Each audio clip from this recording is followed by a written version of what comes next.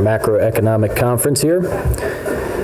So I'm Don Rissmiller. I do economic research at Strategas, which is a brokerage firm in New York City.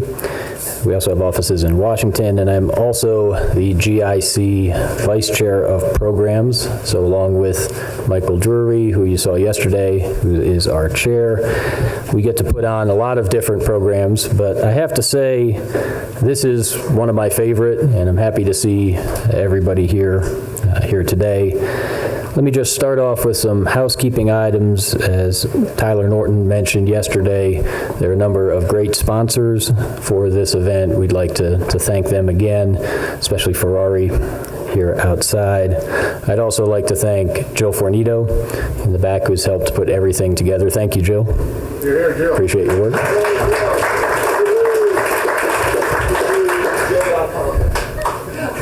And so the point of a lot of these conferences, what the Global Interdependence Center does well, is we try to foster a dialogue, try to take a variety of different views, get people with different perspectives into the room.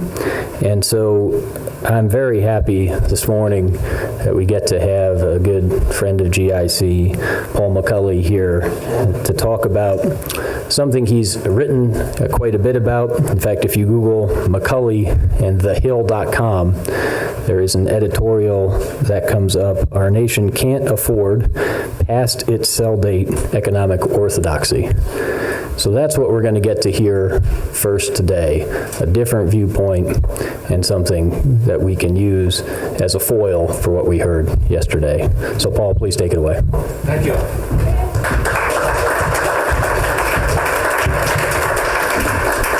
Good morning, everybody. It's great to see friends here. It's great to be here in the Rocky Mountains. She's going to give me a mic here. Is this thing working? Yes. This is working. I'll hold it this close. Good. What I'm going to do today is take a journey with you, hopefully, from a civics lesson to what's going on in the real world. And I want to start out by asking two questions only. They're not really difficult questions.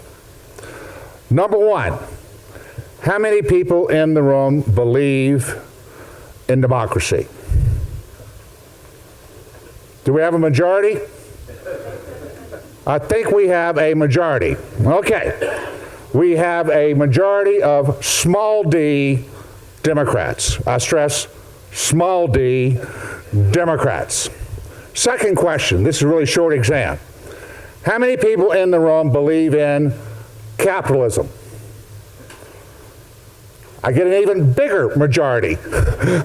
So therefore I have a majority on both scores.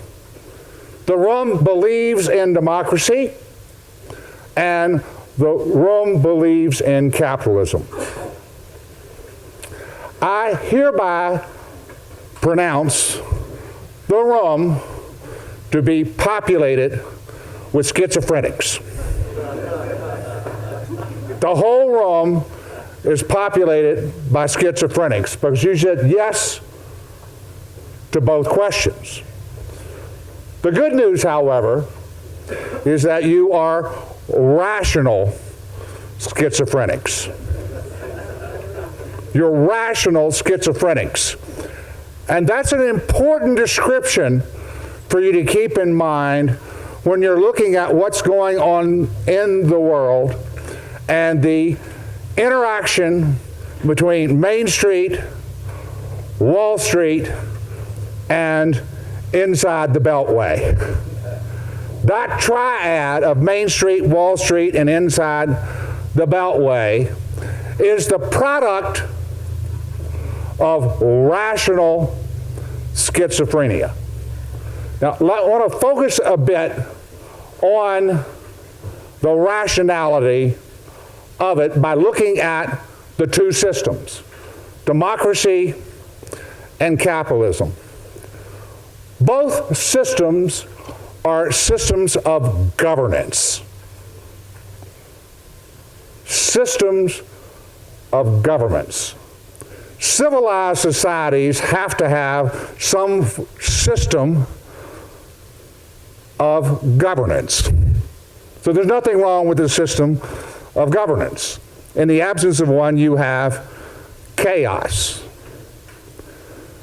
The reason, fundamentally, that you're schizophrenic is that democracy is inherently founded on a socialist principle. If I'd asked the room how many people believe in socialism, I submit that I would have gotten a smaller show of hands than asking how many people believe in democracy. Just a hunch. However, democracy is founded on a socialist principle. One person, one vote. How more socialist can you be? All people created equal under God and the law. That is what the ideal, and I stress, the ideal of socialism and democracy are all about. All are created equal. Now, in full disclosure, I don't think the founders of our country really believed it. I'm not sure that anybody fully embraces the concept of one person, one vote in all instances.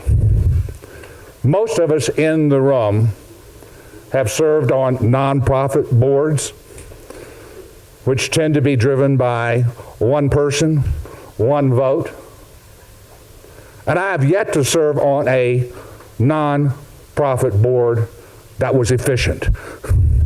If you have, please tell me how you do it. Democracy is not inherently efficient. However, it resonates with our moral values. And 200 on years since the founding of our country, we're still constantly refining it. Constantly refining it and actually trying to make it more inclusive. We actually have a couple amendments to our Constitution that deal with that issue, broadly defined, but we're constantly refining it. So that's what democracy is about. It's not about efficiency whatsoever. It's about equity. And here I don't mean the stock market. Equity between free peoples. That's a governance system. Note I said it's not efficient. Capitalism is also a voting system, a governance system, and it is not socialist. It is not one person, one vote. Capitalism is actually a cumulative voting system, which is the antithesis of democracy. It's a cumulative voting system based on the simple proposition, the more dollars you have, the more votes you have. Is that a fair description of capitalism? The more dollars you have, the more votes you have. When you go to the airport to get on a plane to go to Asia, one of these big 747s with the door on the side, everyone's been on one of those. What determines whether or not when you go through that door, you take a right or take a left? Is there a referendum? Are all people treated equal? When you walk into that door, you go right, you go left. Last time I got on that, you buy yourself into the big seats. Is that kind of how it works? You buy yourself into the big seats because the airlines presumably are driven by capitalism. Presumably are driven by capitalism. So capitalism is not egalitarian. It's not socialist. Some would say it's the survival of the fittest. It doesn't assume that all are created equal. By definition, it doesn't. But it's a great system. It's a great system because it promotes efficiency. And efficiency is hugely important for a society. You need to have an economy that rationally, presumably, rationally allocates resources. And the market system is very good at doing that. Not perfect, but very good at doing that. On the very simple proposition, if you're clever and you're smart and you provide what the customer wants, you get rich. And if you go do the antithesis of all those things, you go broke. Pretty straightforward proposition. We're not all created equal. Smart people get rich, bonehead people go broke, which is actually a pretty efficient system. In fact, Bill Duncanberg gave a wonderful example yesterday about the Chinese restaurant. It goes broke, the resource is still there, you open a French restaurant. It goes broke, the resource is still there. At some price, someone will buy the restaurant equipment and open an Italian restaurant. Ultimately, the invisible hand of the market will figure out what will get people into the restaurant. That's efficient. So we have these two systems we both believe in, democracy and capitalism. They're governance systems, but they're fundamentally different. But why do we rationally believe in them? Note I called you rational schizophrenics. Not schizophrenics in recovery, though that may also be true as well, but rational.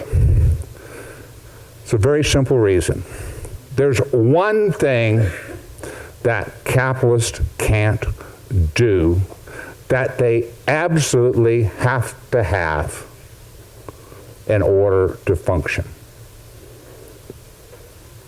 Capitalists do have a Waldo. There's one thing that capitalists can't do, but they have to have it. And that is the rule of law. Can you imagine as a capitalist functioning without an effective, clear, enforceable rule of law? It doesn't work. It doesn't work. And if I were to say to a bunch of capitalists, okay, we got to have this thing called a rule of law, go create one. So as we have enforceability of contracts, which is the essence of the rule of law in capitalism, notwithstanding the best of intentions, the group of capitalists that I sent off to create a rule of law, notwithstanding the best of intentions, would come back with a very simple rule. You get the best justice money can buy. Because that is the system. It's a cumulative voting system. The more dollars you have, the more votes you have. You can't run a legal system that is respected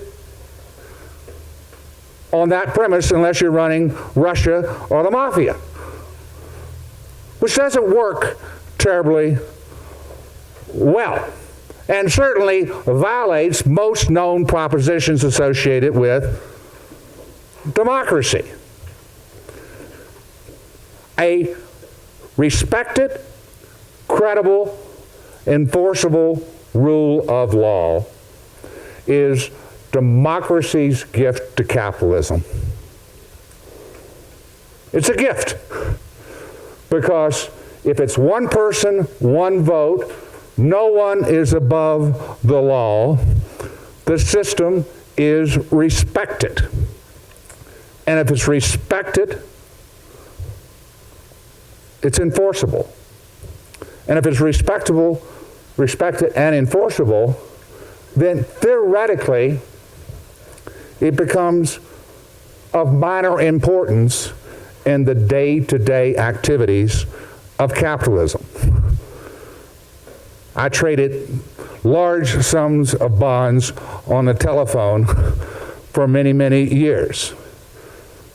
When I would pick up the phone and order 1 billion 10 years, the line was recorded, but we never anticipated having to enforce the trade. Everyone understood the rules of the game. When you say done, done is done. So the more credible is your rule of law, the more effective capitalists are in doing which they do incredibly well, which is efficient allocation of resources. Many times I say that the combination of democracy and capitalism is a sacred, unholy marriage. On the face of it, it's an unholy system, but it's actually a sacred marriage because capitalism requires the gift from democracy. On the flip side, democracy requires and needs the gift of capitalism, which is efficient allocation of resources. So it is a marriage not of convenience, but of mutual dependency. And in a utopian world, capitalism makes a very large pie, and democracy distributes that pie in a just fashion. So you get efficiency and justice at the same time. I told you I was going to give you a civic lesson. Now, I'm giving you a framework as well to think in terms of looking at what has been going on in our economy, our political system, and particularly since the financial crisis of 2008. 2008. The financial crisis was a crisis in capitalism. Now, we had a legal framework called bankruptcy. So theoretically, you have a major financial institution called Lehman Brothers who screws up. Under the capitalist rules, they have a duty to go broke. Didn't we say that was the principle? But if you're boneheaded under a capitalist system, you're supposed to go broke. We tried that. We tried that. And we, as a people, recognized that everybody was going to go broke if we let the dominoes keep falling. And therefore, we, the people, had to bail out capitalism. I thought it was the right thing to do, so there is zero criticism from me on that as an economist or as a large D Democrat. I thought it was the right thing to do. But what that period brought home, either to roost or to clarity or to both, is that the government, which I call we the people, and capitalism are married. Are married. They're not strangers meeting in the night. They're married, and they're married for good. They're married for good because they have to have each other. They have to have each other. Now, after the financial crisis, and we the people bailed out boneheaded capitalists on Wall Street, then we had to embark on a journey of trying to rebuild a happier, more joyous, more prosperous union between Main Street and Wall Street and inside the Beltway. It's called compromise, mutual interest, all that sort of good stuff. 8 years on, I think it's fair to conclude that we, the people, haven't done it very well. Haven't done it very well. In particulars, I'm surprised at some of the things going on in the political arena over the last 12 months in particular. But broadly defined, it's not surprising whatsoever. And I'm going to submit today, as I have effectively last year as well at this conference, that our journey since the financial crisis of 2008 has been inconsistent with a happy marriage between democracy and capitalism. The political turmoil of this year has been a scream of unhappiness in the marriage. And actually, I think I got a pretty good idea of why. It's what I discussed here last year. After we had the financial crisis, we went into what we economists called a liquidity trap. A liquidity trap defined as the private sector overburdened with debt. Note I said private sector, not nation, private sector overburdened with debt, checking itself into the Betty Ford Center for Balance Sheet Rehabilitation. Rational. And I think we can conclude that prior to the financial crisis, capitalism, and particularly Wall Street capitalism, had over-imbibed in leverage. The household sector had as well in the housing sector, but they were enabled, certainly, by the financial sector. So rationally, it made sense for the private sector to go out to Betty Ford and engage in delevering. Totally rational.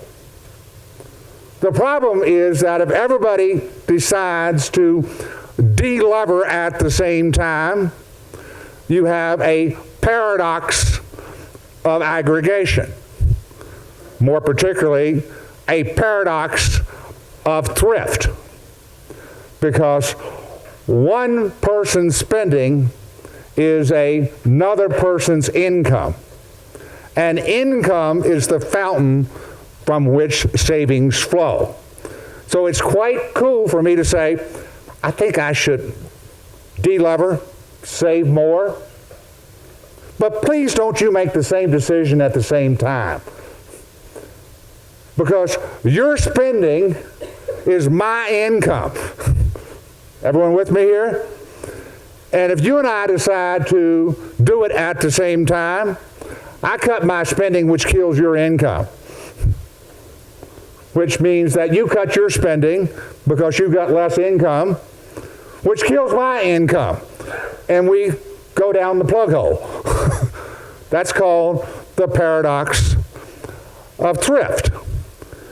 We thought as a country we had resolved that problem after the 1930s. But we hadn't. That's what a liquidity trap is.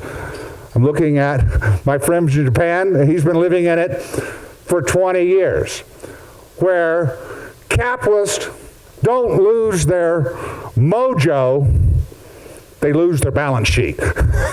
I'm not sure which is worse. A man with balance sheet who uses it foolishly, or a man with a great idea who doesn't have a balance sheet. Neither one are happy circumstances. But that's what happened after 2008. Now, the textbooks that we studied in basic macro, this is not at the graduate school level, but at basic undergrad level, said if we have a liquidity trap and if we're in the grips of the paradox of thrift, then fiscal policy is the right instrument of the people and by the people to get out of it. We need to have a sector that's not down at Betty Ford. They're not partying down there, and they're not supposed to party down there. That's all fine. We need to have another sector to be the borrower and spender of last resort so as to maintain aggregate demand at a level that's consistent with non-deflationary growth and job creation. Years ago, we used to say non-inflationary. Now we say non-deflationary. The fat tail risk in our economy is not inflation anymore. It is a deflation. So fiscal policy is the right tool in the textbook and in the real world. We had a brief little fling with fiscal stimulus after the financial crisis. But it was a brief little fling, and by 2010, we fell into the cult of austerity at the government level. That one really did surprise me. You're in a liquidity trap, and deflation is your fat tail risk, and you have people preaching fiscal austerity, not just here in the United States, but also in Europe and in the UK. But in any event, we did not use the right tool. Fiscal policy is the right tool, accommodated by monetary policy. But in a liquidity trap, fiscal policy should always lead. It didn't, which left monetary policy, the Federal Reserve, Bank of England, the ECB, as the proverbial, quote, only game in town. Now, I don't particularly like that expression for the simple reason it's a foolish choice to make it the only game in town. But if it de facto becomes that, then you should do exactly what Ben Bernanke did, Draghi did, because actually central banks can get you out of a liquidity trap. Remember, a liquidity trap is created by an excess of private sector debt. Note I said private sector debt. And a debt problem is always the value of the debt versus assets. You don't have a debt problem in isolation. It's the value of the debt versus the value of an asset. And the asset is a income stream. It may be capitalized or not capitalized, but it is an income stream. So if you want to get out of a private sector debt problem relative to assets, one way to do it is to drive up the value of assets. And monetary policy can do that, because every asset is the net present value of a cash flow. The net present value of a cash flow can be computed pretty simply through a Gordon formula. 1 divided by an interest rate minus a growth rate plus a risk premium. I went through that with you last year. It's really simple. The value of any asset that's an income generating asset is $1 divided by a long-term interest rate minus a growth rate plus a risk premium. Monetary policy can affect all three of the variables on the bottom half of that fraction. It can drive down interest rates. It can truncate negative growth expectations and maybe even generate positive growth expectations. And most importantly, perhaps, it can reduce risk premiums because it can suppress volatility. So if you have monetary policy doing whatever it takes, because the fiscal authority is not doing what the textbook said to do, you can get out of a liquidity trap. And essentially, the United States has. The rest of the world hasn't. Note, I didn't say create prosperity, but you can get out of a liquidity trap because you drive up the value of all assets relative to the associated debt, and that is what technically you would call endogenous delevering of the system. Endogenous delevering of the system. We did it. However, it is an abomination against the core principle of democracy. Who owns assets in our society? The answer is really simple. Rich people. So if you use monetary policy to get yourself out of a liquidity trap, you will exacerbate in a nefarious way income and wealth inequality. That's a good tune. I like that one. And that has been essentially the journey of the last 8 years. As an investment manager and as a rich person myself, it's been fine. It's been fine. It's been a disaster for democracy. The Fed has never explicitly said we're going to get our economy going by making rich people richer.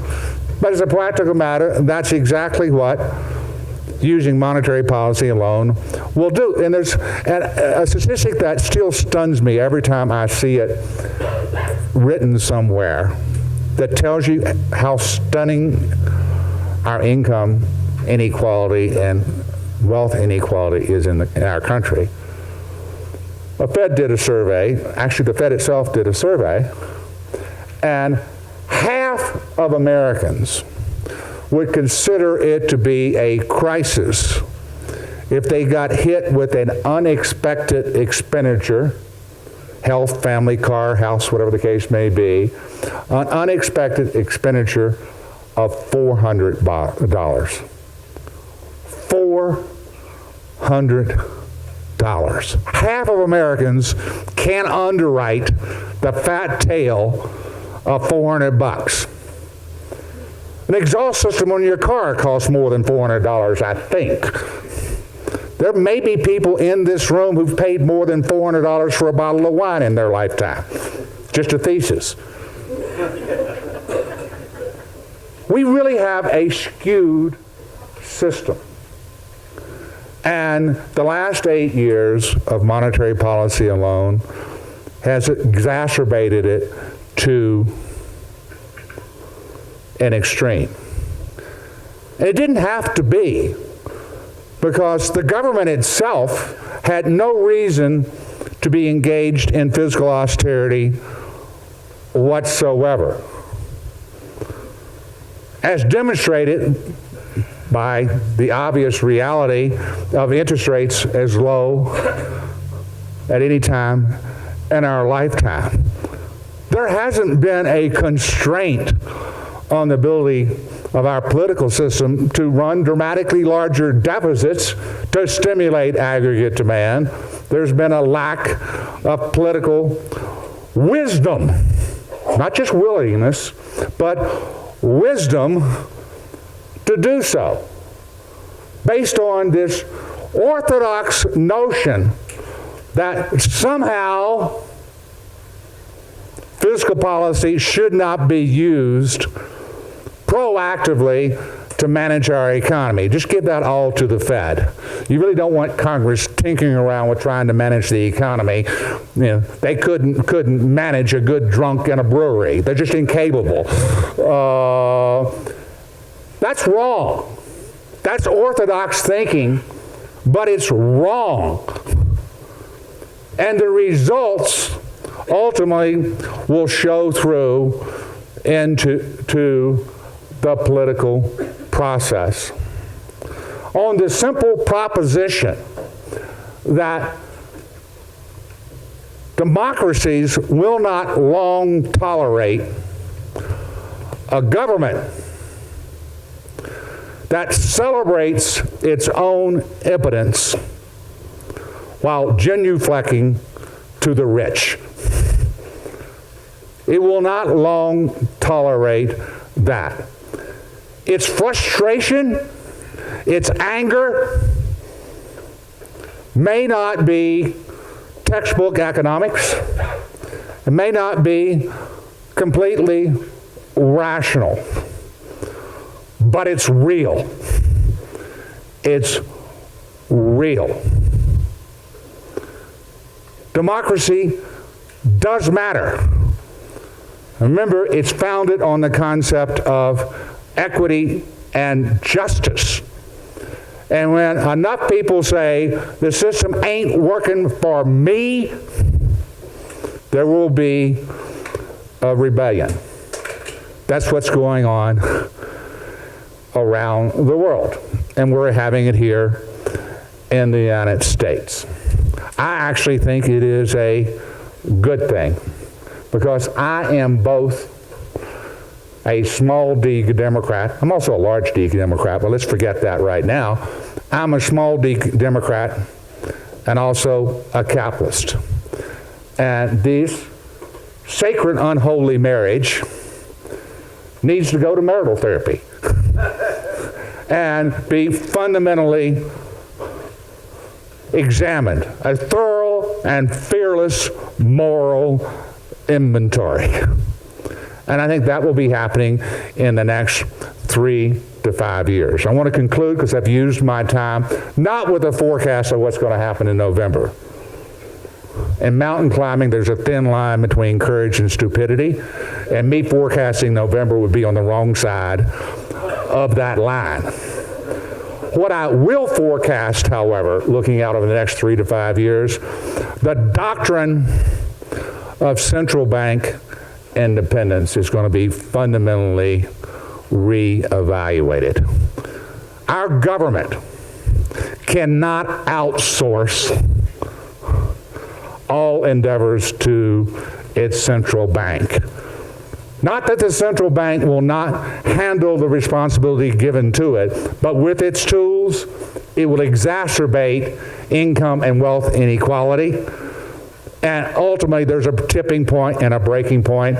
We're there. So my quote-unquote provocative or bold forecast this year, which you can hold me to account 3 to 5 years from now, is the doctrine of central bank independence is going to fall pretty quickly.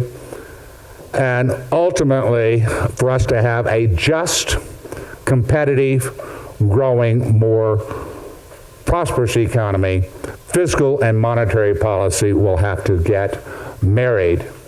And in the next recession, which I'm not forecasting, we will see helicopter money, which is the marriage of monetary and fiscal policy, which is putting money in the hands of we, the people, not putting money in the hands of the wealthy. Thank you very much.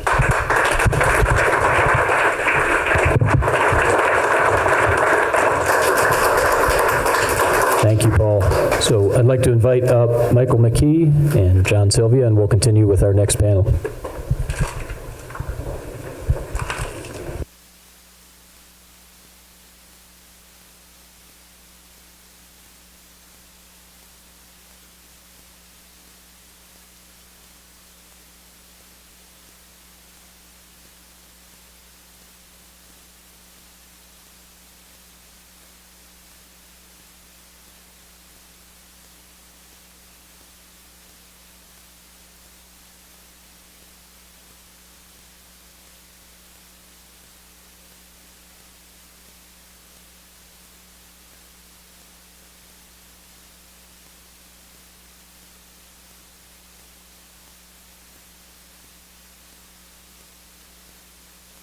Do it quietly. We're going to get started here because we've got a lot of people to hear from, and we want to stay as much on time as possible. So everybody take your seats and come back, and we'll get started in just a second.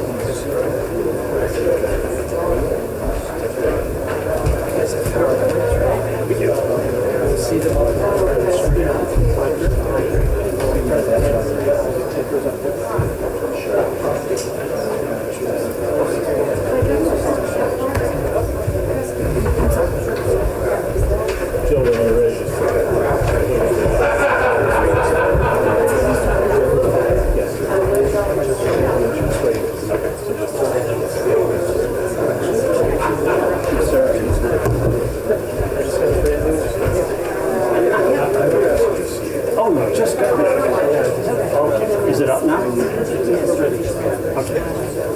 Let me know when you're ready.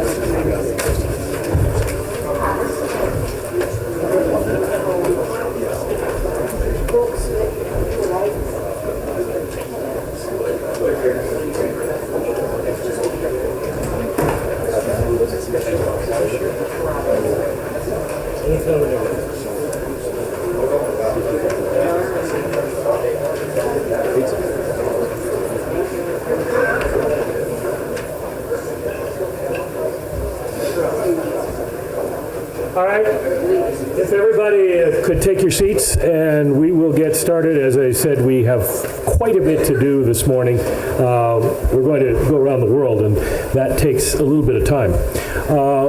Thank you for coming back for this second day of the Rocky Mountain Economic Summit. I've been coming here now for 6 years, I think, and I am reminded of a couple of years ago, we did take a break between the sessions, and of course we mix economists and entrepreneurs here, and one of the economists and one of the entrepreneurs went for a walk down the road, and as they were walking along, they came to a big pile of horse manure. And the economist said to the entrepreneur, "I'll tell you what, if you eat that, I'll give you $20,000. The entrepreneur thought about it and said, on a cost-benefit basis, that's pretty good. I'll do it.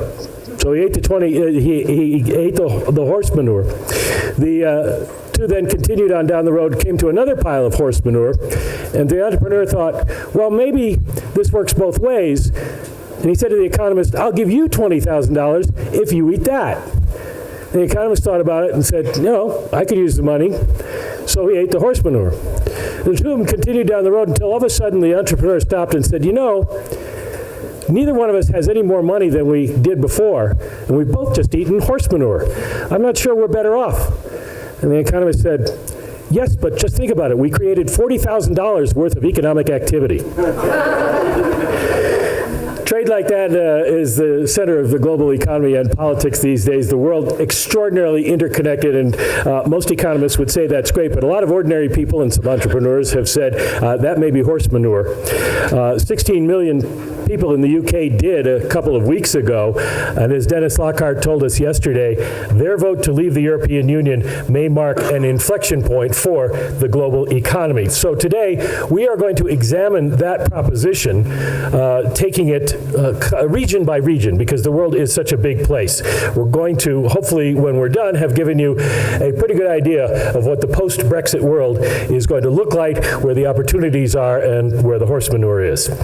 We're going to start with the United States and with John Sylvia. He's chief economist at Wells Fargo, based in Charlotte. Don Rissmiller is the chief economist at Strategas, based in New York. Everybody's bio is in the program, so I will not go into detail, but I will just say that I have known both of these gentlemen for years, and every time I hear from them, I learn something. So let us hear from them. We'll start with you, John.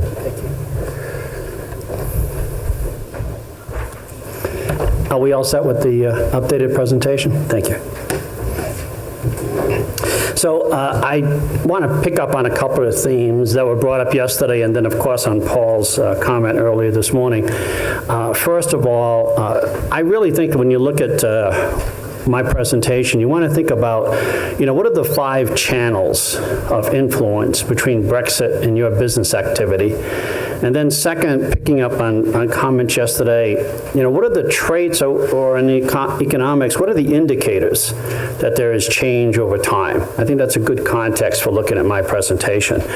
With respect to Paul's comments, there are 2 different ways of looking at it. There is something called a Gini coefficient.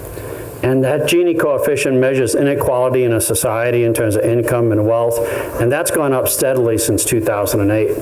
And then second, and Mike knows my opinion on this, sometimes it's said that there are 2 Americas, and when you look at the data, there actually are 3 Americas. It is certainly true that the majority of the people in this room are in the 4th and 5th quintile, and we've done well. But also the lowest quintile has also done fairly well. What we really are missing, and I'll pick up on Paul's comment, and why you see the anger and frustration, is the 2nd and 3rd quintile. I have a graph on that. I'm not sure if it's in this presentation, but if anybody wants to see either one of those graphs. But unfortunately, as Paul has indicated, whatever the capitalist system is or isn't, it has not brought a lot of people into the fold. And in fact, as many of you know, a lot of people feel they've fallen out of the fold. And that is a true challenge to democracy. So for those of you that are pretty familiar with what my presentations are, those in GIC, as well as those of you that have gone to a Hero Partners meeting in Salt Lake City, I always start with this framework. This is basically how we as business decision makers, as economists, frame the economic issue and try to look at the 5 fundamentals that really matter for us. And we'll talk a lot about these different fundamentals, but we always start with economic growth. We talk a little bit about inflation, a little bit about interest rates, the dollar, and corporate profits. And that really frames, I think, the whole economic story. This presentation is all public information. You can take it and use it as best you can, any way you can. You're welcome to have an electronic copy. I think, again, contact one of the the Hero Partners at GIC people, and they'll be able to send you an electronic copy of this. But when you're looking at growth and inflation and et cetera, I think you want to see in your business how each of these influences what you do. I think that's the best way to approach the whole process.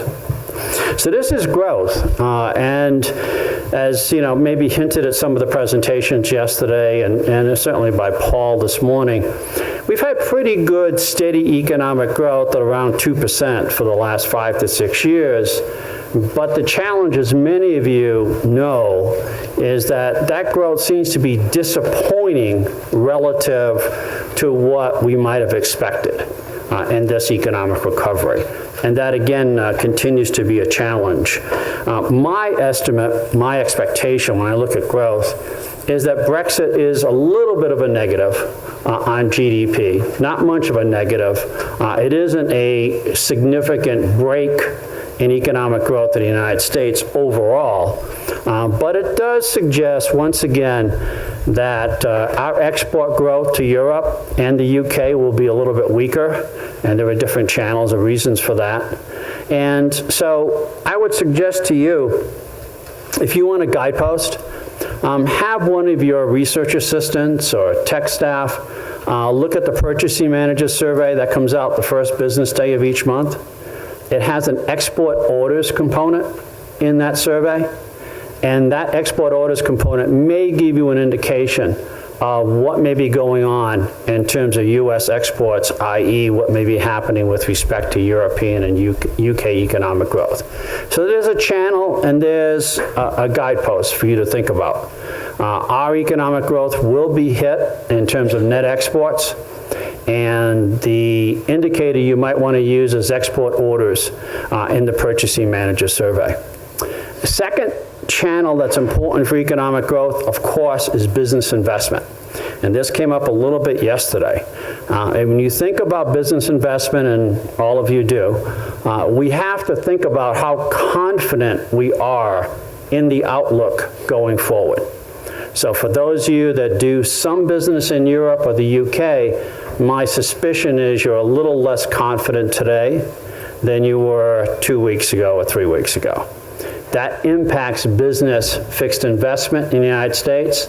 And as many of you appreciate, especially those of us that look at the data very, very closely, business investment has been very disappointing this business cycle compared to prior cycles. So that's your channel. What's my guidepost? My guidepost is the factory orders report. I, like Don and a number of others in this audience, produce a very, very simple, or we do, a very simple one-page report on factory orders. And so we're going to look at factory orders and inventories and shipments and see to what extent business fixed investment, especially on equipment, is downshifting in the United States. So here, again, looking at your business, you have to think about, all right, what's my estimate of economic growth, and particularly those components for business investment and exports. Now, this morning we got the retail sales number. It was very good. Core retail sales were very good. So for those of you, again, I'll pick up a little bit on Paul's suggestion, although he didn't say it. The distribution of consumer gains in the United States are not even. I don't think there's any doubt when I sit in Charlotte or go to Raleigh, I'm dealing with prosperity. And that's oftentimes I have to warn my team in Charlotte, listen folks, Charlotte is not North Carolina. If you leave Charlotte and go to Raleigh, yeah, it's fine, but along the way, you know, you could be going through Greensboro, Winston-Salem, Hickory, Wilson, those places, they're not catching on. And I think, again, picking on a little bit what Paul had to say, I think the politics show that in terms of once you get out of the fancy cities, the high-income areas. So again, when you're thinking about the American consumer and you're dealing with the American consumer, if you're dealing with people in Jackson, that's wonderful. Have a good time, all right? But that is not the average experience that you see reflected in a lot of the polls in America. And I think that's part of the challenge. So the American consumer retail sales number today was very good. It says the American consumer is the driving force for economic growth. but the distribution of gains in terms of consumer spending are very, very uneven in the United States. And so that feeds into another comment I'll make in just a minute. So this is our recession probability model. We do it every month, and we still have a very low recession probability in the United States. The consumer and housing are really driving the overall economy. So this is inflation. So this is a second channel you need to think about.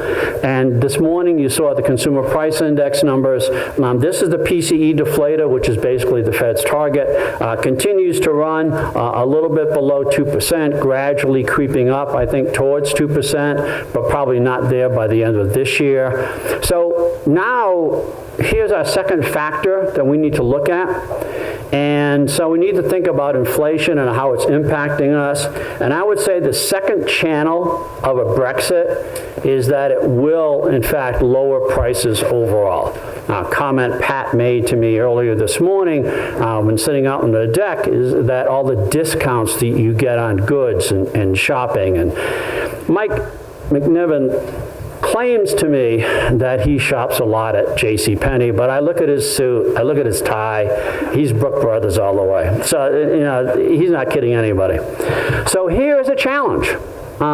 As some of you realize, look at the difference in goods and services. Goods are tradable goods oftentimes. A lot of our clothes that we buy actually are imported for many good reasons. But when you look at the goods component, the tradable goods component, we've actually faced deflation for the last 2 or 3 years. So that's why it's not surprising when Pat talks about all the discounts he gets, or all the coupons you get. You know, why does Amazon have a Prime? And they have a day before Prime, and they have 2 days before Prime. That tells you something about pricing of goods in the United States. And my suspicion is that what will happen with Brexit, it'll keep the prices of tradable goods low for a longer period of time. But notice services. So again, the concept here is that service inflation is running around 3% plus. A lot of that has to do with rents. A lot of it has to do with healthcare. So in your business, a lot of you have to think about how much of my business is revenue based upon goods and how much is revenue based upon a service. And many of the folks that I met at Hero Partners before in Salt Lake City, they're doing a lot of services. A comment yesterday from a fellow named John about computer services and computer design for a customer. Well, that's a service. And they have pricing power and the ability to customize and do. So our second channel that we really need to focus in on, of course, is inflation. But now, inflation also has an implication. This is inflation expectations. And in my world, inflation expectations are not well anchored. I look at these lines and I said, boy, that's been going down for 2 or 3 years. To me, that's consistent with the flatter yield curve. People are not building in inflation expectations into their calculus of what's going on. They wait for the auto sales. They wait for Prime Week to come for Amazon. So again, it's kind of intriguing. So I would say to you, when you look at pricing going forward in your business, Brexit probably has I think a pretty important impact on goods pricing. I don't think it has much of a price impact on service pricing. So you got to figure out which side of the equation you are in terms of your business. And that's why it's not surprising. A lot of companies like to move from goods to services. Many of you, I know when I travel, I go to different places, and oftentimes what you'll see is you're walking in, Wells Fargo has an office on Park Avenue, which they're soon going to get rid of, thank goodness. But anyway, they're going to get, right across the street from our Park Avenue office, there's an Au Bon Pain, right? Very fancy French restaurant. And so when you walk in there, what you'll notice is a big sign that says, "We cater." And why do these places that have traditional food, even Chick-fil-A, want to cater? Because cater is a service. There's pricing power, all right? There's some margin there, as opposed to just selling you the good as you walk in. So I think that's, really key in terms of what we're looking at. But what does this mean? Well, again, when you look at the dot plot that the Federal Reserve has put out there, consistently they have lowered that number. Again, that's consistent with lower price expectations, inflation expectations that we saw before. And it does suggest that whatever they thought their path was for the federal funds rate, it isn't showing up. It has to be modified, and it always is being modified in one direction. So for you as a business person, when you're thinking about interest rates as a third fundamental in your business, it's more likely than not that it'll be lower for a longer period of time, and in terms of the short end of the curve. And I think, again, that's very important in terms of financing and thinks about, refinancing. So how does Brexit impact this whole thing? I'll talk a little bit about other elements, but again, remember, what did we see? And some of us had a discussion yesterday. It was kind of interesting. When you look at pre- and post-Brexit, what really has shifted down are global interest rates. The flight to safety in the United States for the 10-year Treasury, but certainly UK and German interest rates have come down. So it does suggest to me that on our third fundamental interest rates, those numbers have been lowered overall. But alternatively, what is fascinating, and I'm sure Don has probably got a lot of interesting observations about this, the FTSE and S&P 500 are actually higher. That's an interesting combination, because if you argue that 10-year Treasury rates are lower because of lower expected economic growth or something like that, it's like, well, how do you get the higher equity numbers? And I'll leave that conundrum to Don to discuss for the next hour and a half. But the flight to safety, absolutely a key element with respect to Brexit and its impacts. And how do we monitor that? How do we monitor that flight? For an economics person like me, there's a Treasury report each month that's called a tick report. And again, many of you have probably seen one-pagers. We produce a one-pager. What you want to follow is to what extent foreign buyers are continuing to buy U.S. debt. And believe me, they are. They're buying corporate bonds, they're buying agencies, and they're buying sovereign debt. Which again leads to an interesting observation that Paul, despite the fact that Paul claimed that his presentation was about democracy, it actually was a lot about economics. He didn't realize it at the time. But Paul's point, well taken, right? If you have such low interest rates, cannot you find ways to thoughtfully spend federal money and issue debt, which is globally absolutely demanded? Sometimes people will say there's a shortage of Treasury debt because so much is held by the Fed, it's held by banks as Tier 1 capital across the globe. So actually, there's not enough Treasury debt out there if we can spend the money wisely on thoughtful projects, which hopefully I think Paul and I would like to think we could. But we'll figure that out in just a minute. So here's real investment spending in the UK. So now we're really focused on the UK. And you can see here, actually it's kind of intriguing. The last a year and a half or so, investment spending in the UK has actually been trending down. And we suspect that that will continue going forward. This is real GDP, so we do expect a shallow recession in the UK. So for those of you that are business people selling into the UK, we do expect weaker capital spending, equipment spending, and a shallow recession going forward. This is the policy rate in England, and as many of you know, the comments really have been, from Carney that we're going to do whatever it takes.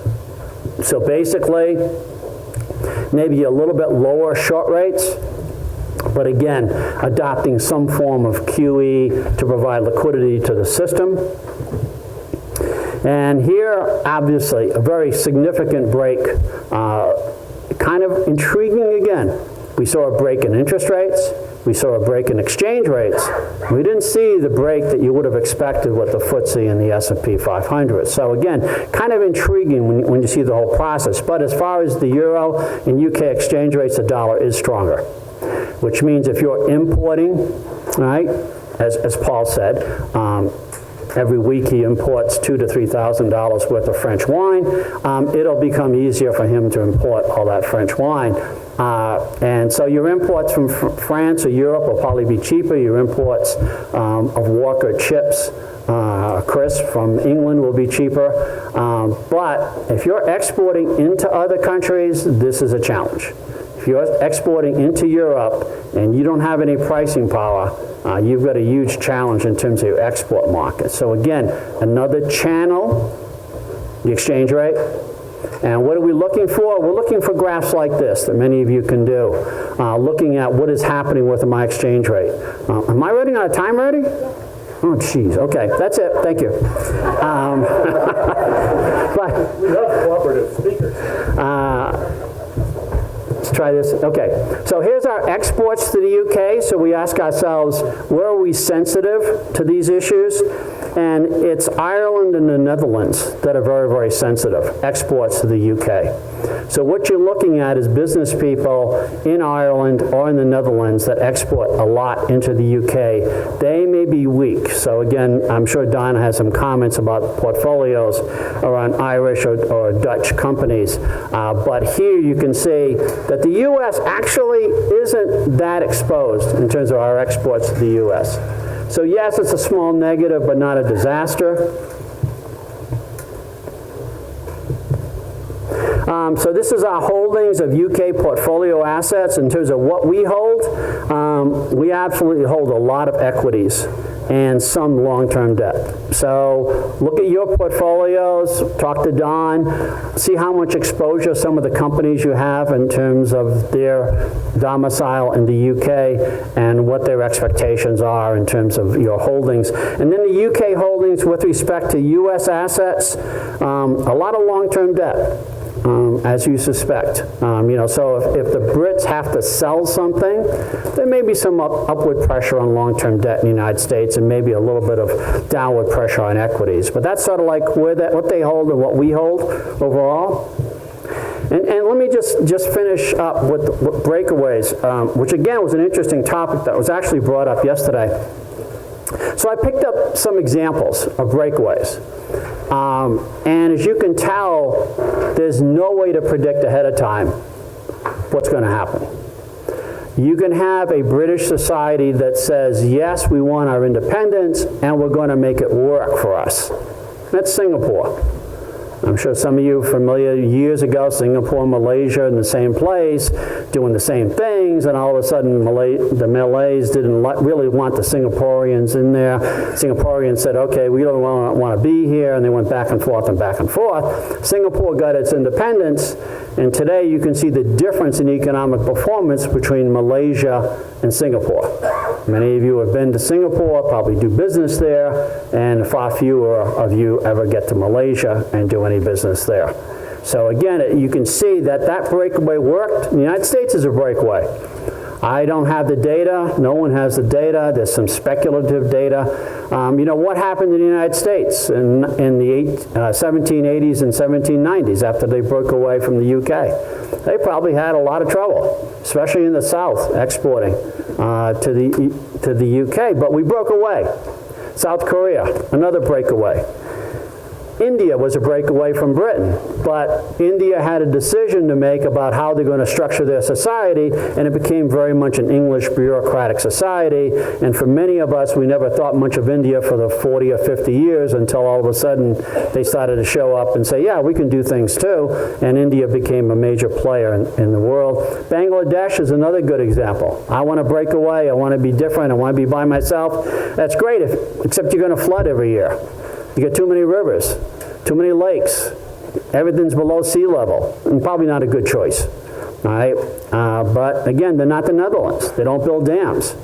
So, you can't say ahead of time, it's a breakaway nation and they're going to go down, they're going to go up. It depends on what their decisions are, what their economic and political decisions are to really remake their society. And for many of you, as you know, there are a lot of Brits who didn't like the fishing regulations in Europe. So for those of you who love to fish, you're going to have more freedom to fish in Britain now than you had before because it's less regulated than it was before. So I'll now turn it over to Don and have him make some interesting comments and then open the questions. And thank you. John, you said we don't have the data. John has a chart in his latest research note that goes back to 3000 BC. Yes. So there's a man who has the data, Don Rissmiller. Thank you, Mike. So that was some Bank of England research where they looked at interest rates way back, and when you say way back, we mean way back. So let me follow up the comments that John made with a few other thoughts on the Brexit issue, also on what we're seeing in the U.S. economy. And I think this all falls under the idea that for years, investors have been a bit uncomfortable. I wouldn't necessarily say bearish, but uncomfortable.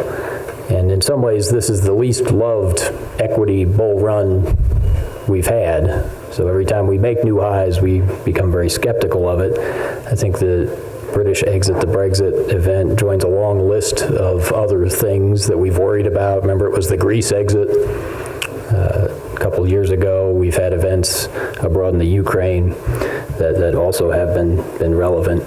Now, for the U.S., I completely agree with John. This is a local event to start with on the economic side. We lowered our UK GDP estimate by 2 percentage points. We lowered our US GDP estimate by 0.2 percentage point. So that's not really the problem that we're thinking about when we talk about this British exit. I think the two issues I would emphasize are this brings up and highlights the political risk in addition to the economic risk. And it also shows that sometimes polls can be way off. And this has happened more and more in recent years. Going into the vote, there's a degree of confidence, there's a degree of confidence in the markets that it was going to go for Remain. There were some polls that came out right before the vote was held that said it was close, but everything was pointing towards towards Remain. And the economic analysis that came out before the vote was very clear that there would be a negative impact.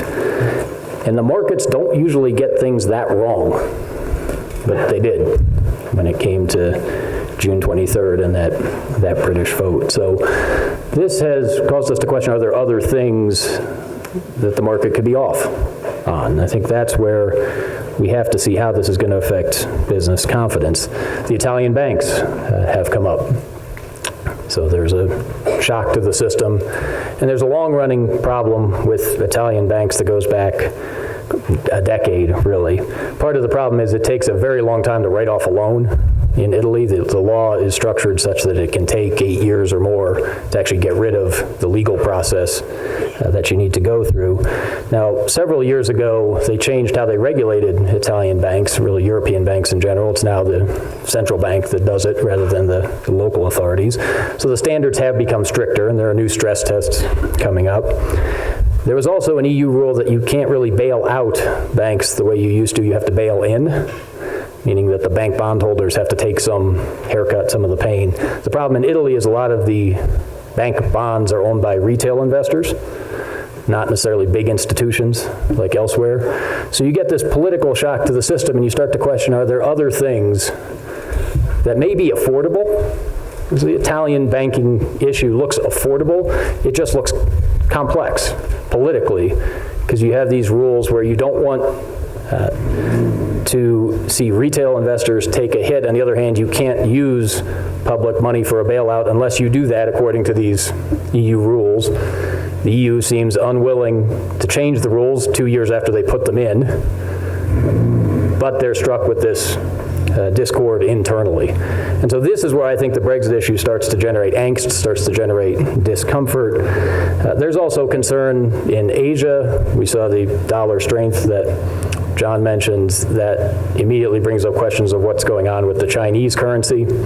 And so when the dollar strengthens, we've seen the Chinese government use that opportunity to weaken their currency. That causes other problems in emerging markets in Asia.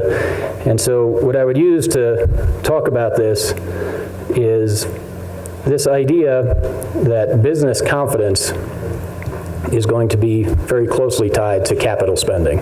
So this chart here is fixed investment, and then we're looking at a survey done by the Business Roundtable where we look at CEO optimism, and that's the blue dotted line. The point would be that, not surprisingly, CEO optimism leads CapEx by about 3 months. And we were starting to see a little bit of life in this series.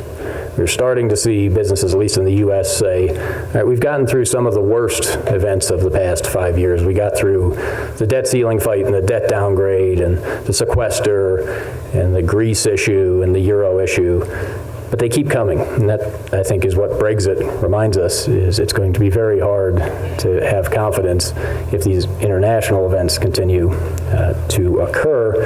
And so we have to think CEO confidence is going to come under pressure as well. So why this matters is because capital spending matters for productivity. So we think that the way to get output per hour up is to give people better technology, better machines, better equipment to work with.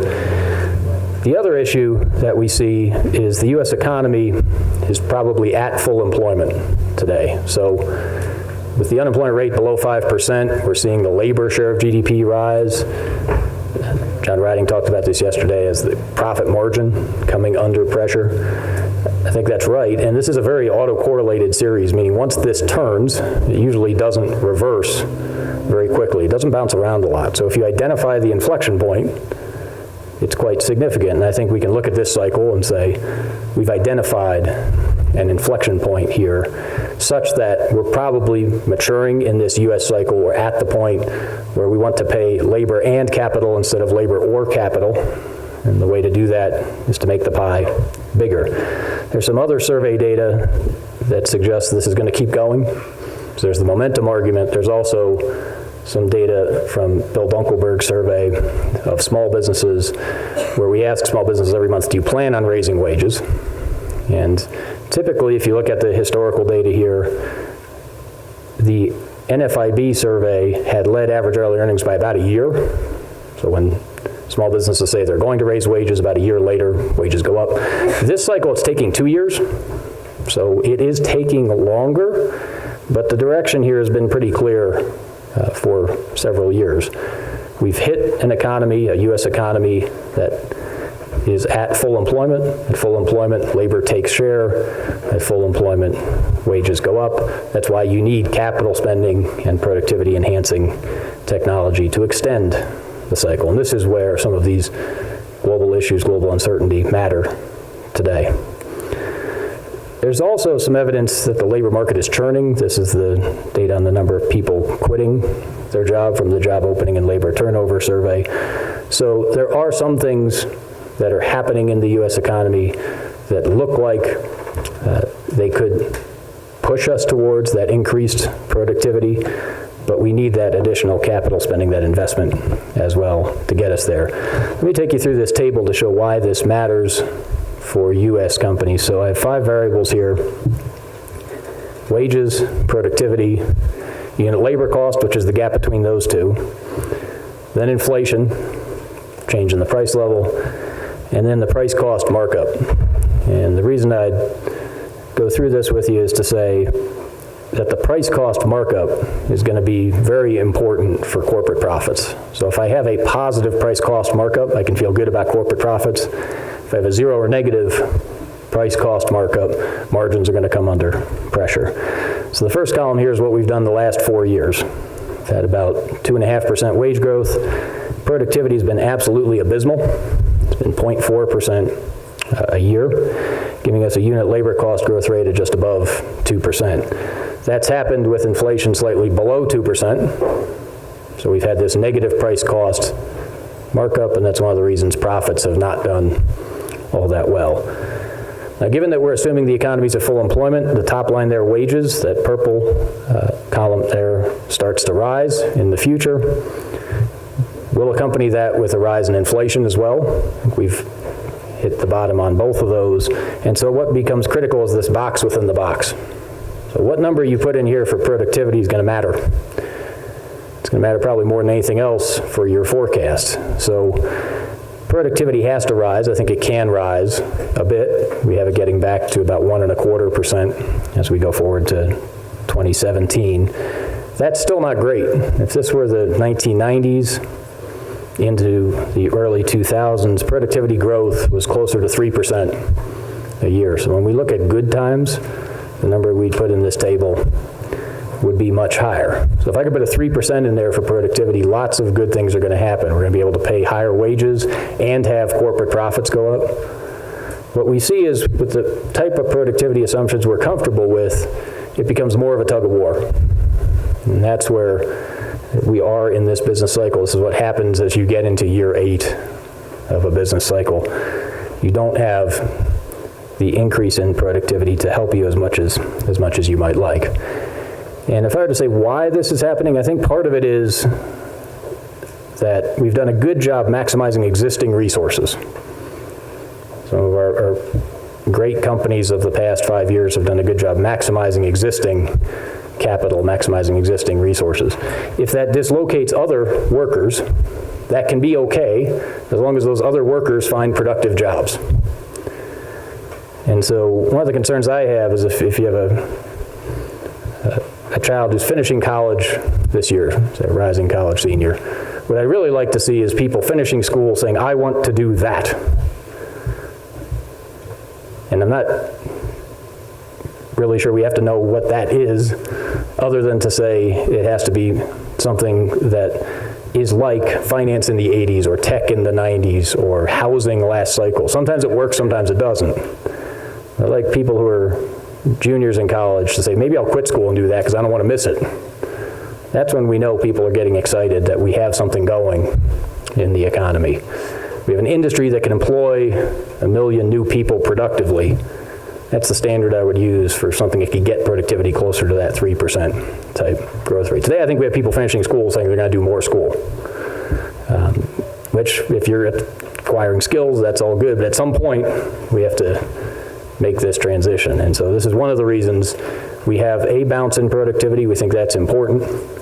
We'd like to see more, but this is going to be the critical variable that I see going forward for determining our wage and profit forecast for the U.S. economy against a global backdrop where we're just going to keep dealing with these shocks.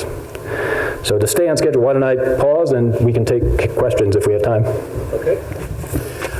We will take questions, so if you have questions, raise your hand and they'll bring the microphones around. And while they start to bring the microphones up, I'll take the moderator's privilege and ask the first question. Since both of you focused on the problem of productivity, I want to ask a broad question about it. One of the first things they teach you in economics school is never say the words, "this time it's different." But I'm wondering if this time it isn't different. When the automobile came in, the buggy whip makers went out of work, but the automakers hired hundreds of thousands of people to produce the new cars. Now you look at the S&P 500, and you look at the number of employees they have, and you have GE, 350,000 people, and Honeywell, 150,000 people, and then you go down the list, and right at about number 20 in terms of market cap, you find Facebook, 7,000 people. Is the economy of the world changing in such a way that the premium is now on getting rid of workers? And if so, how do we adapt to that? How does the economy adapt to that and productivity rise if we don't want people to do the jobs? So I'll do the economist thing, and then I'll let Don do the investor thing. As the economist, the productivity numbers can be broken down in terms of manufacturing and general business. When you do that, you see that the problem is in the general business category. I know Pat was talking about sawmills. Many of you are probably familiar with a similar problem in autos. We produce just about the same autos that we produced 10, 15, 20 years ago. In terms of numbers, we do with 1/3, 1/4 of the number of workers. When we're dealing with manufacturing, actually productivity is not all that bad. We are pretty good at figuring out how to make things and produce them. But when it comes to services, you do bring up the interesting issue. And I'm sure it's an issue that many of you in this room deal with. I have, maybe John, the fellow was here yesterday. I have 60 employees. We produce $50 million in revenue. Well, that's 60 really productive people. But it's hard for us to measure productivity in the service sector. Mike, I'm sure, has plenty of people coming in the door all the time. It's hard to measure productivity for your people. It's hard for Wells Fargo. We have 10 people in a store. You call them branches, we call them stores. They do 150 transactions a day each, but they're bringing in $50,000 to $100,000 worth of business. Well, what's their productivity? So I think in the service sector, especially as you mentioned with Facebook, generating huge amounts of revenue with very few people. And it's very hard for us to measure that overall productivity. As an economist, we will say it is a different game. It's just a different world. And I'm not going to yell and scream at people because productivity is pretty low, but the service sector has just a different game. Yes, let me follow up, and I guess I am willing to say this time is different. Something back to 3000 BC looks a little different. That's why that was in there. Let me give you a theory on what we're seeing. So productivity is low and nominal GDP is low. So we're just not transacting a lot. So if we want to talk about how we measure productivity, I think we also have to talk about how we measure inflation, and there may be some story there. But there have to be some parts of the economy that are getting more productive. So I flew out here in an airplane. The airplane has Wi-Fi. There are things for knowledge workers that almost have to be more productive. 4G networks, not 3G. There have been so many changes recently. So why for 4 years have we not measured anything? I think part of it is we may be creating jobs that increase our choice. So we have a lot of specialty ketchups to choose from now. We're using our talent to generate a lot of choice that nobody really wants. If they wanted it, nominal GDP would be higher. If people were actually buying this, we would have more economic activity, like your example of eating on the trail. So we're not measuring enough economic activity to suggest that all this choice we're creating is choice that people really want. In fact, there's some evidence that if you have too much choice, it actually hurts your utility. And I think that's where we're struggling a bit here. So the concern is some of these businesses that create another option might go out of business in the next business cycle here. Well, let me just expand upon the earlier comments. Choice is absolutely critical. And so, yes, you can get the Wi-Fi on the plane. And me, being a very traditional, old school, tough old Yankee, okay, I'm on the computer and I'm doing work. I look over literally on the way out here, and there's some 25, 30-year-old kid who's playing games. We both have access to Wi-Fi, and our choice is, what are we doing here? There was a Pokemon on the plane. Yeah, well. Another problem we have is so much of our technology is aimed at personal productivity. And I think probably the majority in this room probably have Yelp, you probably have Waze, you probably have Uber. Well, if I'm in DC and I'm outside the narrow part of DC downtown, Uber saves me 15, 20 minutes. I know somebody's going to show up. I get to my hotel. So my personal productivity is improved, okay? I go through a restaurant. I have an app to tell me what all the restaurants are. I don't even need to find the board anymore. My personal productivity is improved, but have I improved national productivity? And so it's a whole different ballgame. But I think the choice aspect that Don mentioned is key. And so you might employ one fewer worker if you're more productive individually, let's say. So I think my concern is that worker who you might have employed at Wells Fargo who would have done something productive is now going and creating like a new ketchup with like pepper in it or something that we may or may not want. One would hope so. That would be Tabasco. Right. But again, and I think some of you might remember, Paul will probably remember this. One of the other things that has happened in American society, the current head of the BLS, a lady her last name is Goshen, she wrote a report some time ago about the fact that so many layoffs today are permanent, not temporary. So if you were studying economics in the 60s and 70s and 80s, okay, you would have said, well, you lay off today, you go to a different job tomorrow. The reality is you get laid off today, there is no job tomorrow. And so that transition is much more difficult. So, sorry. All right, we've run a little long here, but since I did promise it to, we'll take one question from the audience, and then we'll maintain our productivity by keeping going. Thank you. Great presentation. Question for both of you. It has to do with the dollar. Both presidential candidates have suggested that there should be some sort of tax window for the repatriation of earnings and cash held offshore by U.S. companies. If that were to occur, one could assume we see the mother of all bull markets for the dollar. Under a hypothesis, if the dollar is 20% higher over the next, say, 12 to 18 months, could you just walk through how that would impact your outlook for GDP and tie that into the framework that you discussed? Thank you. Very quickly, I'll split into two parts. No, I don't buy the tax repatriation nonsense. Apple makes a ton of money abroad. They're not going to bring it back here. Their expected average economic growth in Southeast Asia is 5, 6, 7%. Why the hell are you going to bring it back here for 2% growth? So I totally think that's nonsense. I'm not paying taxes over there. I'm going to pay 15 or 20% here. Are you serious? What accountant's going to agree with that? That's stupid. So I totally disagree with the tax repatriation nonsense. I just don't think it matters. As far as the dollar goes, very quickly, and I'll turn it over to Don, you need to decide where your markets are. Okay? If I'm competing with wood imports from Canada, it's the Canadian dollar exchange rate that really matters to me. If I'm Walmart or Kmart or whatever, and I'm importing a whole bunch of stuff from China, that's the exchange rate I meant. So I don't find that the dollar per se is very useful.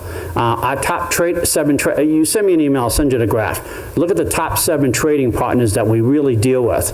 And that's what you really need to figure out is who you're actually dealing with and go with that. I'm sorry, Don. Oh, no, just to follow up. So I would agree. I think it's going to be hard to get a temporary change in the tax code through. We did this a decade ago or so.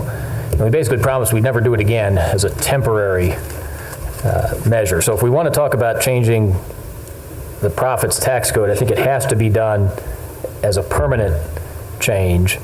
And to do it, we'd almost have to do a big bang tax reform approach. The problem is there are too many non-corporations in the business part of our economy. So there are a lot of individuals, say partnerships, LLCs, that use other parts of the tax code, and it is a mess to try and change it piecemeal. Now, if it were to happen, how could it happen? I could see it as what would be necessary to trade for an infrastructure bill. So if we had still a mixed government come January, and the only way to get an infrastructure bill through was to attach something on this to it, maybe there's an avenue there. But let's take the hypothesis of the dollar strengthening. So I think what we've concluded as a world is when the dollar weakens, you advantage the U.S. and emerging markets. When the dollar strengthens, you advantage Europe and Japan. Well, who's growing faster? Well, the U.S. and emerging markets. So the world doesn't do all that well with the stronger dollar right now. There are different paradigms we could look at, but right now, that's really, really tricky. So it certainly affected manufacturing, it affected corporate earnings, it affected commodity prices, it affected a variety of things to which the U.S. economy has some additional ties. And so I think it would be a headwind for corporate profits. That would be one of the biggest things that I'd focus on. I mean, 20% in a year would be quite sizable. So that would be my extreme case. So did you say mixed government or mixed up government? Both. All right, well, to keep us on track and to keep our productivity high, I'm going to end it right there, but Don and John are, of course, around for the remainder of the meeting. Let's give them a big hand. I'm sure they'll be happy to talk to you outside. Thank you. All right, if we have Manuel and Megan come up, we're going to move right in to our next region of the world, and that is the locus of Brexit and the United Kingdom and Europe. And while they're coming up, I'm just going to do a shameless plug for my own radio program, Bloomberg Surveillance. Tom Keene and I do this kind of thing every day, so if you're enjoying this kind of discussion, you can listen to us on Sirius XM channel 119, and I get the shameless plug award today. We'll try it again coming up.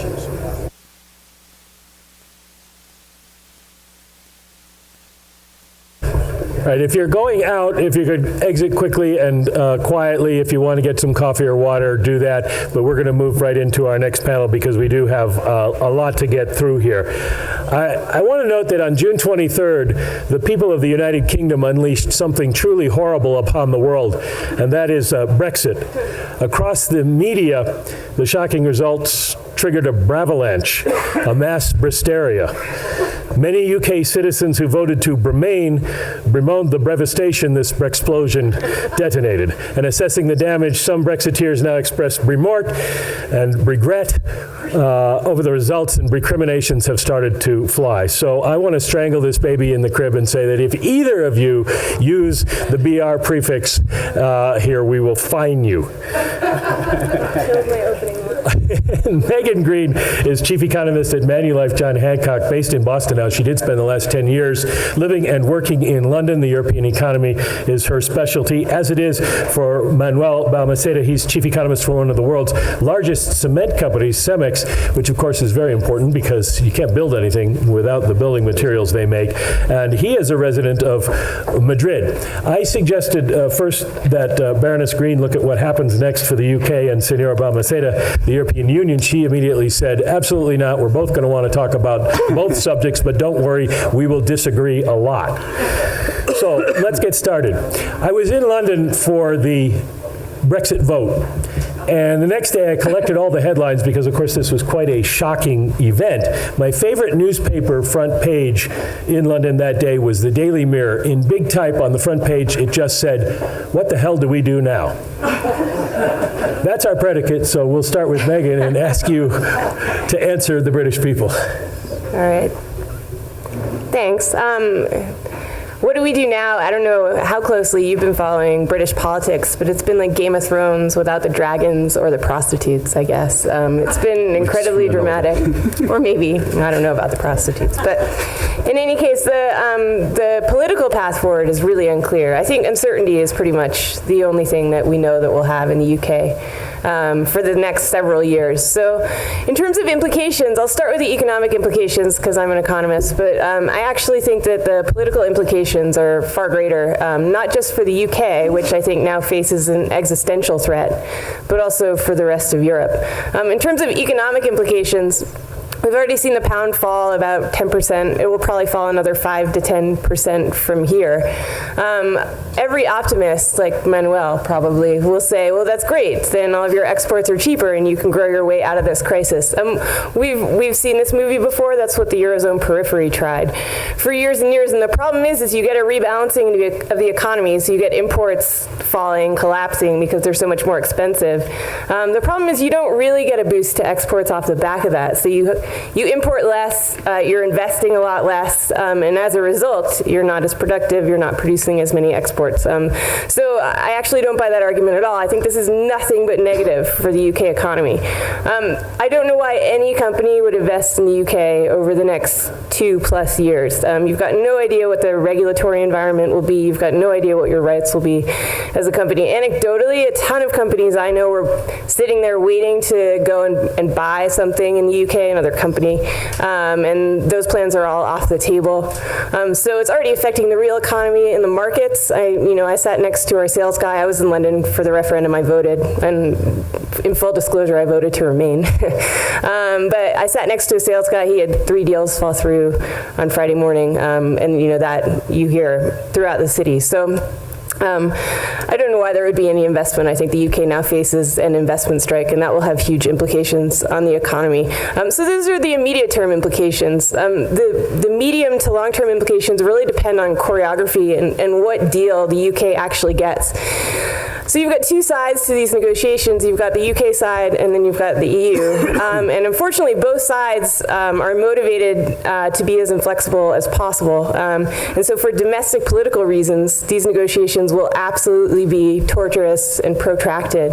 The UK would really like to get a Norway deal minus, it's called. So they'd like to stay in the single market and also impose a control on the free movement of labor. The thing in the EU is that everyone hates some piece of the four freedoms. So the four freedoms are the freedom of movement of labor, capital, services, and goods. Every country has a problem with at least one of them. So you can't start unpicking it or it will all fall apart. So the EU won't ever go for this. The UK would really like to have their cake and eat it too. It sounds good, but it will never happen. I think instead the UK will end up with a free trade agreement, an FTA, and that will take years and years to negotiate. We just saw the Canadian free trade agreement now has to go through 38 different legislatures. It can't be fast-tracked. Juncker, who's the head of the commission, is under immense pressure not to fast-track any trade deals now. So this is going to take a long time. Uncertainty will be high. Now, I mentioned that I think the political implications are actually even greater. And I think that we can probably expect another referendum, many other referenda actually. But in the UK, we can expect Scotland to have a referendum, I think. Not immediately. They'd like to wait until they know they can win it for sure this time. But we could well see Scotland leave the UK so that they can be part of the EU. And immediately after the referendum, Sinn Féin, a political party in Ireland, came out and said they'd like to reunite Ireland, so the Republic of Ireland and Northern Ireland. So far, the peace treaty's been holding. There's no border now between Ireland and Northern Ireland. No matter what deal the UK ends up striking with the EU, you'll have to impose a customs border there. And just having the existence of a border of any kind, I think, will cause really big problems for the Republicans. So we could see the troubles start again. So we could see the UK break up. I think the implications for the EU are actually even greater. And on that front, it's not even the economic implications or the financial implications, which we heard a little bit about before with Italian banks now blowing up. I think it's the political implications that are far greater. You have a populist party doing really well in, I think, every EU member state except for Cyprus, pretty much. And there's something going on in politics, as Paul Macaulay explained earlier, whereby populism is gaining strength throughout the Western world. You get populists doing well roughly every 10 years. It's correlated with the business cycle. When the economy's not doing well, populists tend to gain ground. This isn't a normal business cycle. I don't think normal business cycles exist anymore. This one's far longer, and so it's given populists much longer ground to consolidate support. And so I think we'll end up seeing populists come into government across the EU. A poll was done right before Brexit, actually, that showed that more than half of Italians and half of French would like to have an EU referendum, and given the chance, almost half of them would vote to leave. Since the referendum, actually, support in the EU has actually risen, but I'm not sure that will be sustained. That may be a knee-jerk reaction to all the drama, the Game of Thrones that we're seeing. So I do think we could end up seeing populists in government, anti-EU parties in government. In Italy, for example, every single opposition party is anti-EU. And we have a really busy election schedule coming up in Europe. So you have a referendum in Italy in October that's about constitutional change, but of course people don't always vote on what the question is. It could end up being a do we like Renzi or not referendum, and if he loses it, he has to resign. We could have an election. We've got French, German, and Dutch elections next year. There's a referendum on October 2nd of this year in Hungary, dealing with the relocation of refugees. And also the Austrian presidential elections will be held that same day on October 2nd, in which a far-right Freedom Party member will probably win. So we'll be the first far-right populist to be president. Normally nobody cares about the Austrian presidential elections, but this one's actually quite important. So there are a lot of opportunities coming up for populists to gain ground. And if we do have other referenda in the EU, and if other countries decide to peel out, I think that's an existential threat for the EU, obviously. And then we in the US need to worry a whole lot more about all of this. I'll leave it there and pass it on to Manuel. It does sound a bit like Game of Thrones, where everybody dies in the end. So, Manuel, can you give us a reason for hope? It's going to be difficult, but no. Actually, we agree in a lot of things, but we disagree in the end result. Let's put it that way. First of all, I think this referendum, the UK was out of the European Union before the referendum. It was just the way it was going to be implemented, right? The UK decided to leave the EU the moment they decided they would not implement the euro. And it's just a matter of time that they would have to be out if the euro were to succeed. We all agree that for the euro to have a fighting chance means that you need more euro integration. So to the extent that you had euro integration, that means the UK would be left out.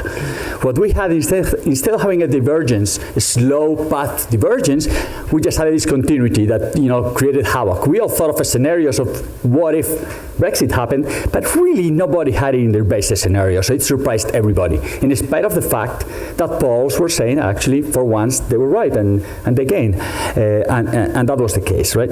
So the truth is that the UK was on its way out, regardless, and that Europe had given concessions continuously to the UK for the UK to remain. So the UK was a special case in Europe, which I feel that without the UK, actually, you have a much more level playing field, right? And the policies that you will be implemented now, from this point forward, there are going to be many less exceptions to the rule that you had in the past, because the UK gave you a reason to ask for an exception in the case of the Czech Republic, in the case of X, Y, and Z. So I think that's good for Europe. For the UK, beware what you wish for. Right? I think when Cameron decided to ask for the referendum, actually when it was in the election, he never expected to have an absolute majority in Congress, in Parliament, and therefore he said, okay, the Liberals will prevent me from holding the referendum, fine. We had a surprise, he won, right? Now he held the election, he thought, look, we're smart enough, by this time we won't be in crisis, things will be looking good, the stay will win. And guess what? It didn't. And now you're saying, oh, what now? What do we do now? Hey, tough luck, you make choices. I agree with what Paul was saying earlier. Populism, or whatever you want to call it. I don't like to call it populism, but anti-established governments, it's happening everywhere, globally. Not in the UK, which I think Brexit is just one of those cases of anti-system or anti-governments or anti-whatever, but it's happening all over Europe, it's happening in the US, it's happening in Asia. I mean, you have Indonesia, and in those cases for good. India, Indonesia, or the Philippines, they had changes in government for somebody who people claim was going to be a populist, and now everybody's happy with it, right? Everybody loves Modi, everybody loves Duterte, everybody loves Jacobi, so it can be both. Why do I think it's going to be bad for the UK? It's going to be bad for the UK both in the short term and in the midterm. In the short term, trade, 48% of trade, 45% of British exports go to the European Union. I don't know how you're going to solve that, but you're going to have to find new markets, or you're going to have to pay tariffs, right? The opposite is not the case. I mean, the exports from the European Union to the UK is actually much smaller, if nothing just because of size, right? But not only that, London is the financial center of the euro area, which is kind of strange, right? That the British pound, right, country is actually the center of all the euro transactions. That may change. There is an incentive in Europe, in the rest of Europe, in the Eurozone, to promote, I would say laws, right, but at least incentives for that to change. And the passport, the financial passport, which was probably the leading argument for a stay, right, not to lose the financial passport, is going to be very, very hard for the UK to negotiate and keep it. Right? Obviously, if you are British, you say, oh, no problem, exactly what Megan said. We'll get everything that we are asking for, and it's no big deal because Europe will go along.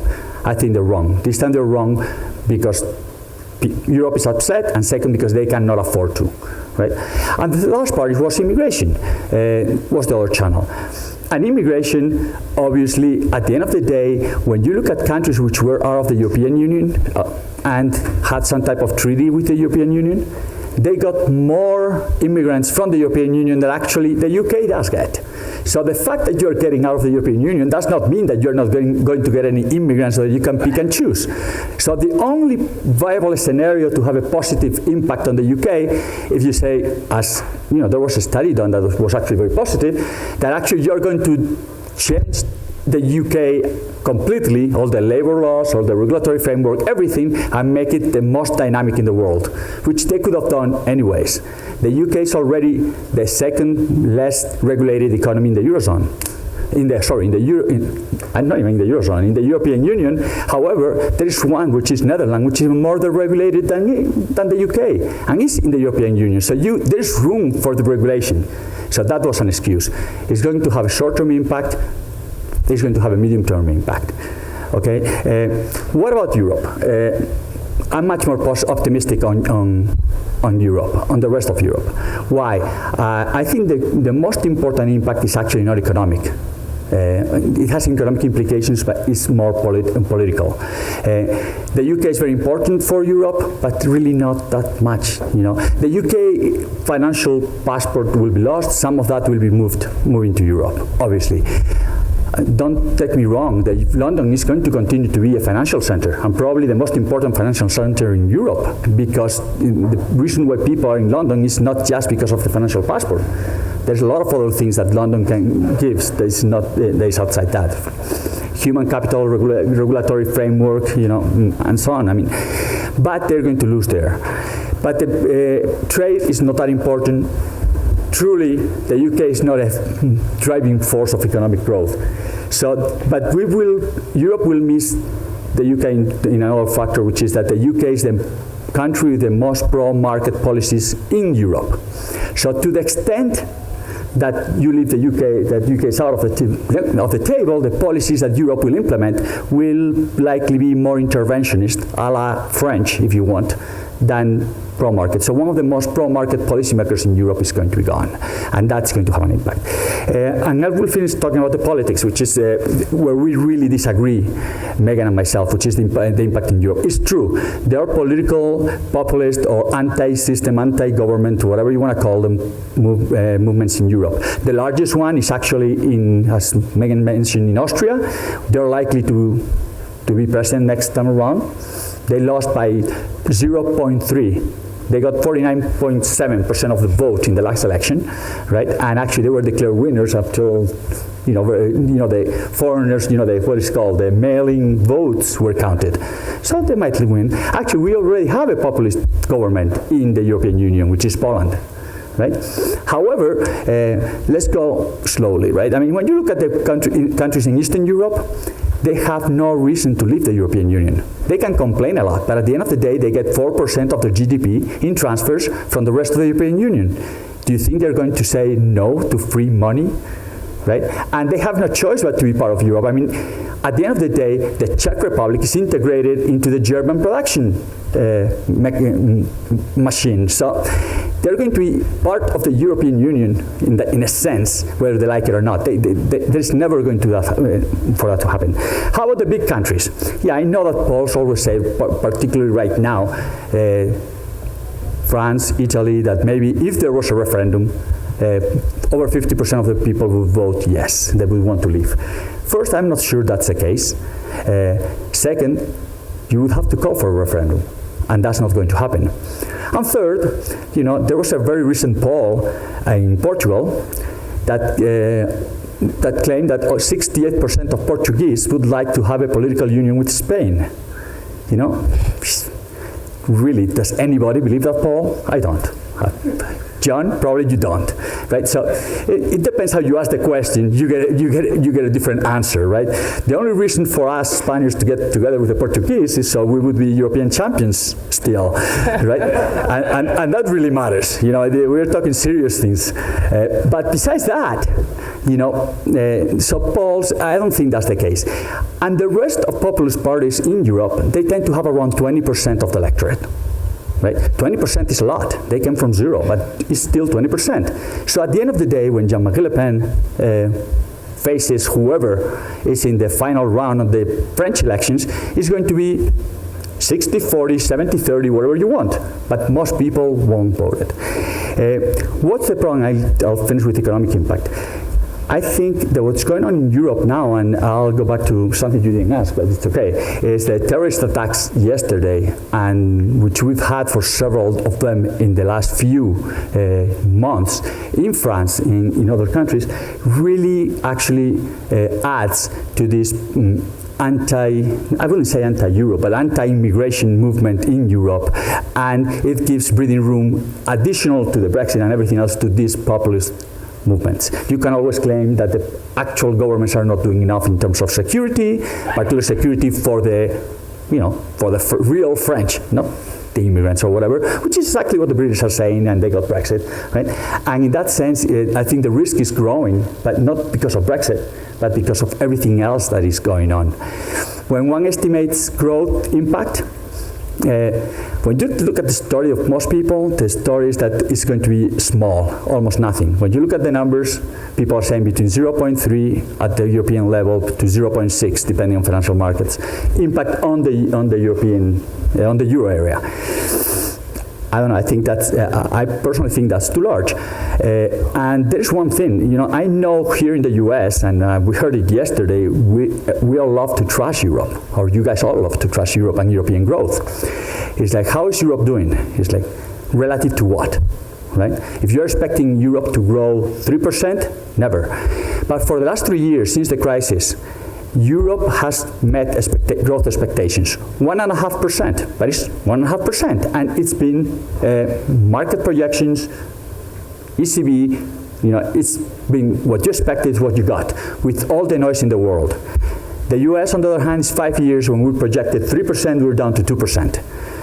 Remember, the U.S. used to grow above 3%, Europe less than 2. So there was over 1.5 point differential between the two. Now it's 0.5 point. So relative to what? Yeah, I know Europe doesn't look great. It's never going to look that great. You're expecting high growth. But instead of comparing yourself to Europe, and this is a criticism to Americans, compare yourself to China, which is going through a harsh downturn. They're still growing 4% or 5%. So it depends. That's my 2 cents on European growth. I think what I want to do here is, because there's so much information, and these two are such experts on this subject, let's kind of do a rolling question thing. I'll ask a question, and then as they answer, if you have something you'd like to follow up on, or if you have a question you'd like to ask, you can raise your hand, and we'll spend most of our time working through questions from the audience, and I can fill in when we don't. I don't know where our microphones are, but we'll make it work. And while we do that, let me start with the follow-up question I wanted to ask. You said, Manuel, that you didn't think other countries would leave the Eurozone, the European Union. I'm wondering if the European Union might leave them in this sense. No matter what happens, this has not solved the unsustainability of Greece's debt problems. Right. It hasn't solved the unsustainability of Portugal's debt problems. It hasn't solved the problems of Italian banks. There's a flaw in the European Union system that has not been addressed, and if anything, it seems that Brexit will only make it worse. I agree to some extent. I agree to the extent that actually 6 months ago, we were all talking about Italian banks and Deutsche Bank or whatever, right? And we've been talking about Portugal. We had a break and talked about Brexit. Now we're back to talking about Italian banks, right? Europe has a lot of problems. Europe has obviously there's a big risk in the banking sector, right? Which obviously ECB money and whatever is going to have to solve. And it's a dealing now. You talk about the election in Italy. That's a big issue. Because if you implement too harsh measures before the election, Renzi might lose, and you don't want that. So then you cannot be too harsh in the whatever you ask of Italians in order to give them money, a rescue, and that's going to be complex. But at the end of the day, I don't know whether Greece will be part of the European Union or the Eurozone 10 years down the line. I don't know where Portugal might be. What I'm saying is that if that's the case, it's going to be under very different conditions. It's not going to be under the conditions that the euro disintegrates and disappears. It's going to be under the conditions that to be part of the Eurozone, you have to meet some requirements eventually. In Europe, things take decades, not years, to happen. And if you don't, you might have to leave. That may strengthen the Eurozone, remaining countries in the Eurozone. I'm one of those who thinks that the European Union and the Eurozone went too far, integrating countries way too quickly, which were not ready to be integrated. Right? Now it's the time to stop and think who will be there at the end and who won't be there. Will the euro survive? Definitely. There's another risk, and I think we talked about it, is the fact that Germany doesn't spend enough. They have a 10% current account surplus, but it's hard to make people spend, right? I mean, that's a private choice. The government should do it. So there are a lot of things in Europe that we have to face and that we have to work with, right? And Brexit is just one more. Right? It gives you an excuse to do other stuff. All right, I take a different view. I think European federalism is dead. And it's not just because of Brexit, but Brexit was another nail in the coffin. To make the currency area sustainable, you need a number of unions. So you need some kind of banking union. Technically, they've set one up, but it's more of a loose banking federation than a union. You need a political union, you need a fiscal union. The willingness to participate in this entire project has been massively undermined. And Brexit is one example, but the refugee crisis is a great example as well. We saw EU leaders bicker with one another in terms of their relationship with NATO and Russia. So this is just one example, but we're definitely moving in the direction of not being willing to participate, rather than moving in the direction of being willing to do really politically unpopular things in most cases in order to make the currency union more sustainable. Brexit is leaving the EU. It's much easier to leave a trade bloc than it is to leave a currency union, so the barrier to exit is higher in the Eurozone. But I think that the willingness to participate has been massively undermined. There's just no solidarity. Again, if anybody wants to join in the conversation, you have a question, I'm happy to call on you now, or I can follow up here. And since I don't see a hand, I will. And I'll start with Megan. One of the arguments for a difficulty ahead for the European Union, and Manuel touched on Germany's prominent role in the European Union, is that Britain, as the fifth largest economy in the world, and the second largest economy in the European Union, was a counterweight to Germany. And with them gone, it's really Germany and the 26 dwarfs. How do you deal with Germany in the future? I'll start with Megan and let both of you ask that. Yeah, this will definitely shift the balance of power within the EU. Unfortunately, France is pretty much vacant in the EU. Hollande is just he's a lame duck government. He was a really weak leader anyhow, and he and Merkel, the Chancellor of Germany, have a really bad personal relationship. But amusingly, she told me that she doesn't like him much because he's not very funny, which is great because I don't think Merkel's very funny. So, but she doesn't strike me as someone with a great sense of humor. But in any case, you don't have France as a counterbalance in anything except for defense, actually, and there France does play a role. So the only way to change the discourse in Europe about how to address all of these issues, I think, is for Renzi to take the lead. And that's really unfortunate because Italy is now embroiled in this massive banking crisis. And Renzi could end up, depending on how they handle this crisis, he'll either end up alienating his entire voter base, or actually all Italians by bailing in creditors, or I think he's just going to break the rules and not bail anyone in and just bail out the Italian banks, in which case he'll be alienating everyone in the EU. So unfortunately, it doesn't seem that he's going to be in much of a position to step up. The only other possible candidate is in Spain, but Spain hasn't had a government in a while, so we'll still need to see who emerges there. And of course, they could, these leaders could all actually band together. We've only actually seen one example of this at an EU summit, whereby Germany said, this is basically what we're going to talk about today, and Italy and Spain banded together and said, nope, that's not what we're going to talk about. We'll talk about that after we get this. It only happened once.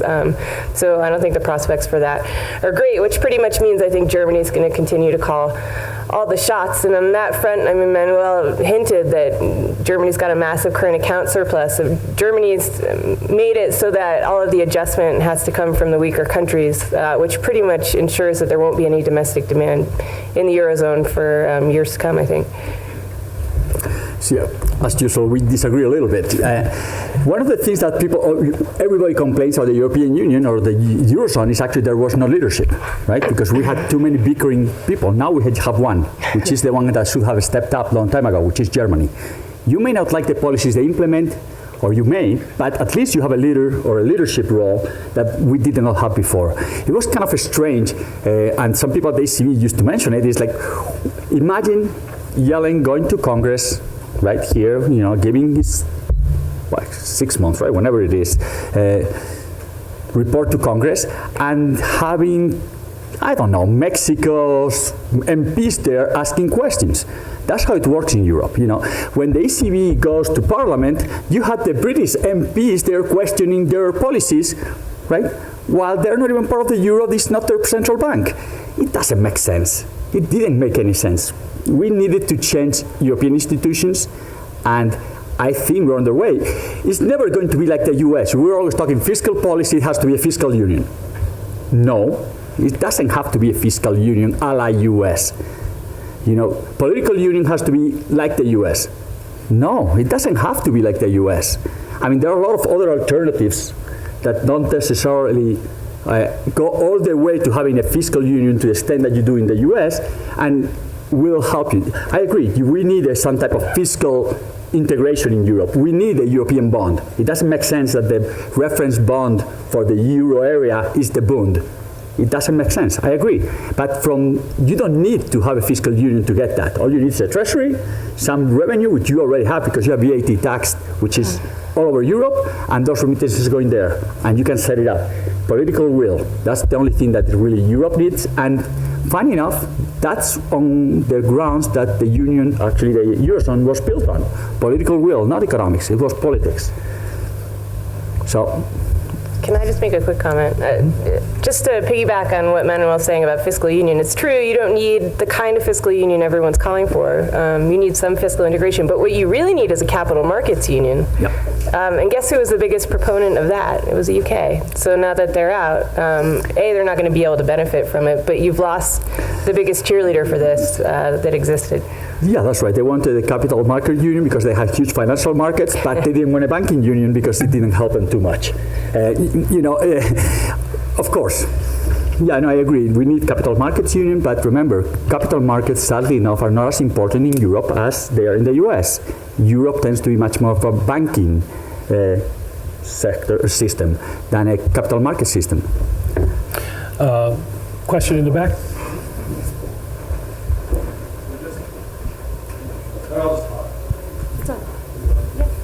Hello? Okay. So looking at the EU and the Brexit leave, and there's a lot of arguments about the parasite kind of, a lot of regulations have been easier to work with for trade and so forth. But Brexit, or, the exit was, there's a parasite kind of mentality among those in the EU that are holding things up. What is the argument for Brexit staying in the EU? Does that make sense? No, I don't know what you mean. I mean, now that the UK, what's the argument for the UK staying in the EU in spite of Farage and the arguments they make to leave it? Like, what's the strong counter argument to for staying? First, you want me to go? I think the first thing, and I agree with you. One thing is aside from just the obvious of it's going to help. They're all going to be together, and there's this pack mentality. No, I don't think that pact mentality is actually what really should make the UK be part of the European Union. And if you ask me, one of the big mistakes that the stay or remain, whatever you want to call it, camp did, is that instead of putting forth the reasons why the UK should stay in the Union and what are the benefits of staying, what they used is actually the fear factor. If we leave, all these things are going to happen. So the response was actually, look, stop threatening me, right? Reasons to stay, I'll give you stupid reasons. There are close to 1 million British residents in Spain, 900,000 and whatever, right? Living in Spain, right? They have access to health insurance without a problem, to healthcare. They get their pensions without a problem.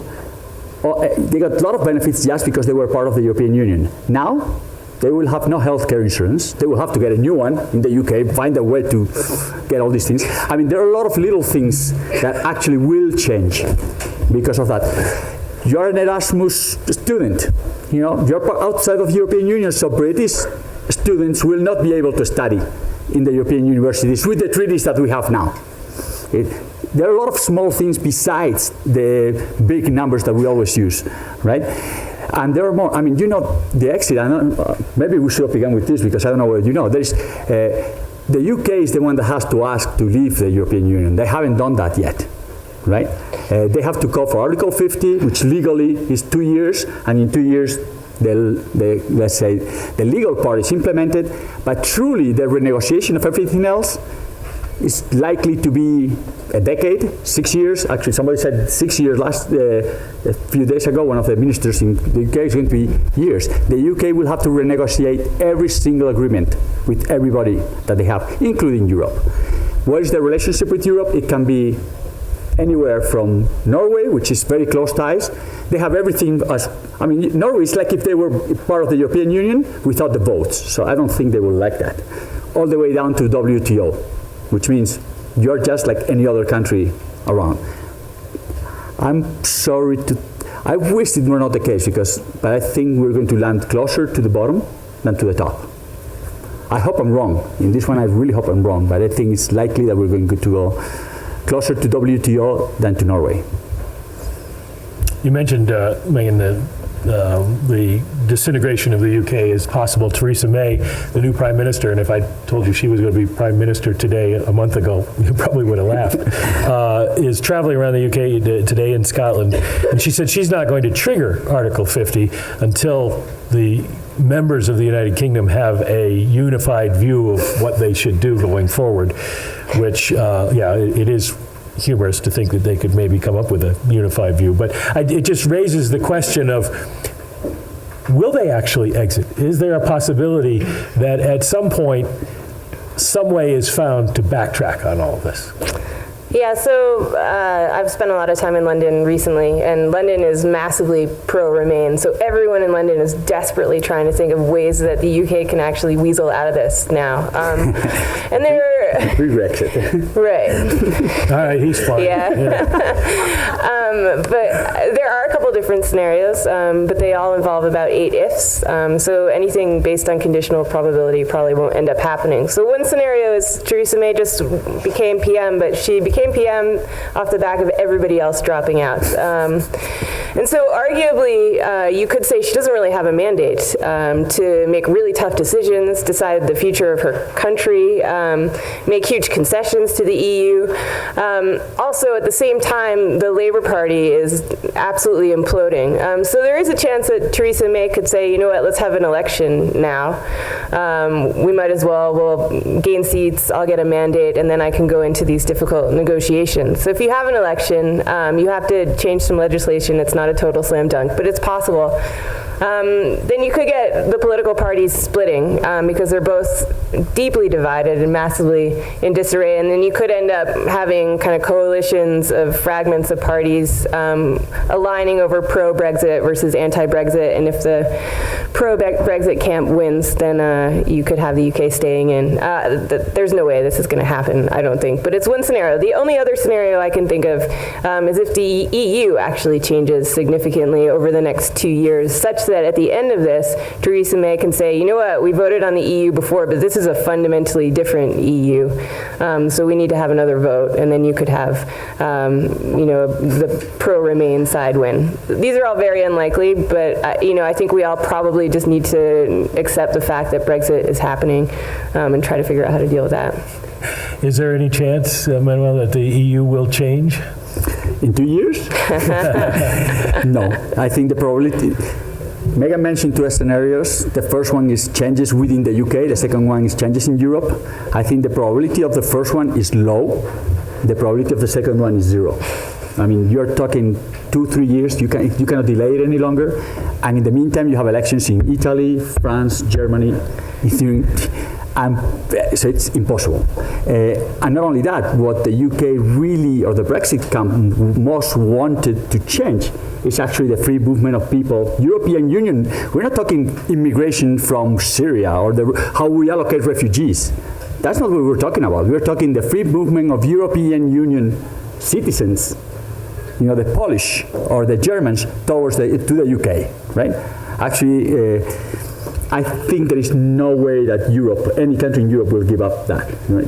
The funny thing, though, is that the UK thought that they could prevent European Union people coming from the UK to the UK, but that British citizens could travel across Europe without a problem. I have no idea how anybody, could think that as a possibility. If you're crossing the borders, I am too. I may even send all my illegal immigrants over. Who knows? Megan, and then if the UK is cast adrift, who are its new friends? Where does the UK turn, and what's the likelihood that some new form of alliance, trade probably based, comes into being? So the U.S. is who the U.K. is really hoping to cozy up to. Obama did go to the U.K. right before the referendum, and he said, you know what, if you want a free trade or a trade deal with us, you're pretty small on your own, and the EU's pretty big, so he said you're going to have to get in the back of the queue, which is a brilliant soundbite, actually. But since the referendum, he's come out and said, you know what, we've had a special relationship, we always will. So I don't think that there will be any kind of new alliance. I think the UK will just change its focus on who it's trying to ally itself with. Canada probably will also be a focus for the UK.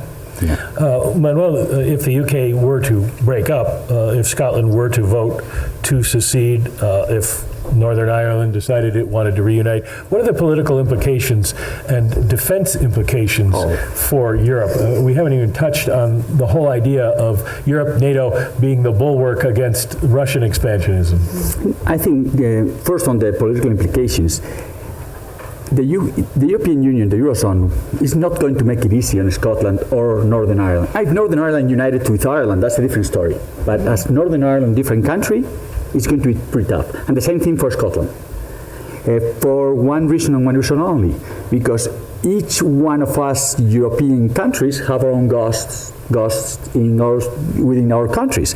So if Scotland could just claim independence with a referendum that they call themselves, without the British saying, okay, became independent and then asked for becoming part of the Eurozone, what prevents Catalonia from doing that, or the Basque Country, or in Belgium, or North Italy, right, where you have a strong, or at least decent independence movements. The Eurozone is not going to get into that. So Scotland might come into it, but it's going to be, let's put it this way, it's not going to be an easy. So in that sense, I don't think Europe is going to make it, is going to pull that trigger. I think the only thing they said is what they said, you're part of the UK, we negotiate with sovereign states. We don't want anything to do with anything else. So that's one. I think in defense they will come to an agreement, because at the end of the day, NATO is, the head of NATO is the US. And the US will brokerage a deal, if you want to keep UK, Scotland, Europe together with NATO, because it's in their best interest, right? And they may have some, this may benefit Poland, for example, right? And so on. But I think at the end of the day, the US is in the US best interest to brokerage a defense agreement across Europe. Any other questions? Let me ask one more, and that is 5 years from now, this is going to be the 50,000-foot question. 5 years from now, what does it look like on the other side of the Atlantic? Meg, you start. From here. 5 years from now, the UK will still be trying to figure out what its relationship with the EU is. So they'll still be negotiating. I think probably one country, at the very least Greece, will have left the Eurozone. So, I think we'll have a smaller Eurozone and therefore a smaller EU, but I don't think it will have totally imploded at that stage. And I think European leaders will have done just enough to keep things together at, too little, too late, but just enough to keep the wheels on the car for 5 years. Further than that, though, I'm not so sure. I'll put it a different way. 5 years ago, we were all talking what would be the Eurozone now, and we all said, okay, definitely Greece is out. The question is, Portugal likely would be next, Spain probably next, and if not that, even Germany might decide to leave all these guys, right? 5 years have passed, and we're still talking exactly about the same things, right? Greek debt problems, Italian banks, and whatever. 5 years down the line, guess what? Exactly the same. We'll be talking, probably it won't be Italian banks, it will be French banks. We'll be talking about, but yeah, I agree with Megan. We will have no idea of the process of negotiation with the UK and the new UK relationship with Europe at the time. The only way I see Greece, for example, leaving the euro area is if actually the world does really well, right? And there is no risk to the rest of the Eurozone from Greece leaving. As long as there is the doubt that Greece leaving the Eurozone may somehow cause contagion to Portugal and other countries, it's not going to happen. Yeah, Greece is small. But once that's not the case, who knows? All right, well, I'd like to thank Manuel Balmaceda and Megan Green for their contributions this morning. Thank you. Thank you. All right, if everybody can just stay where you are, because we still have one region of the world to go, and we'll get Kozo and Mike Drury to come up here now and move on to Asia and try to figure out what is happening with maybe the most important, fastest growing region in the world.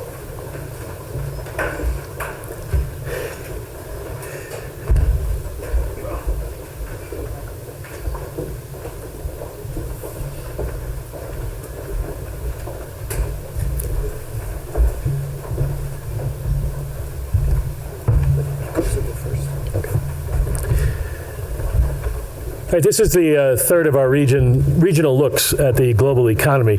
There's an old joke about the Chinese economy. The premier calls in his top economic advisor and says, so how fast is the economy growing? And the advisor says, how fast do you want it to grow?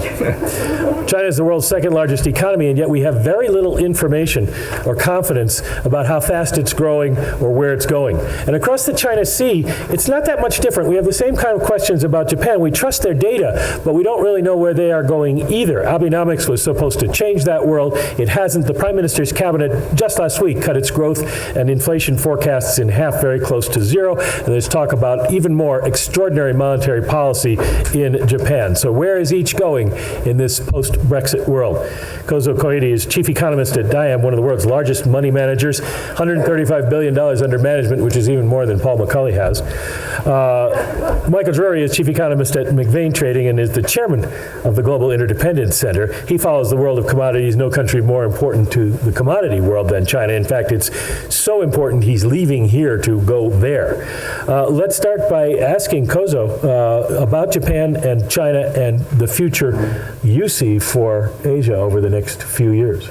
Well, no, using the charts Okay. you're talking about. Yes. Not focusing on the Brexit.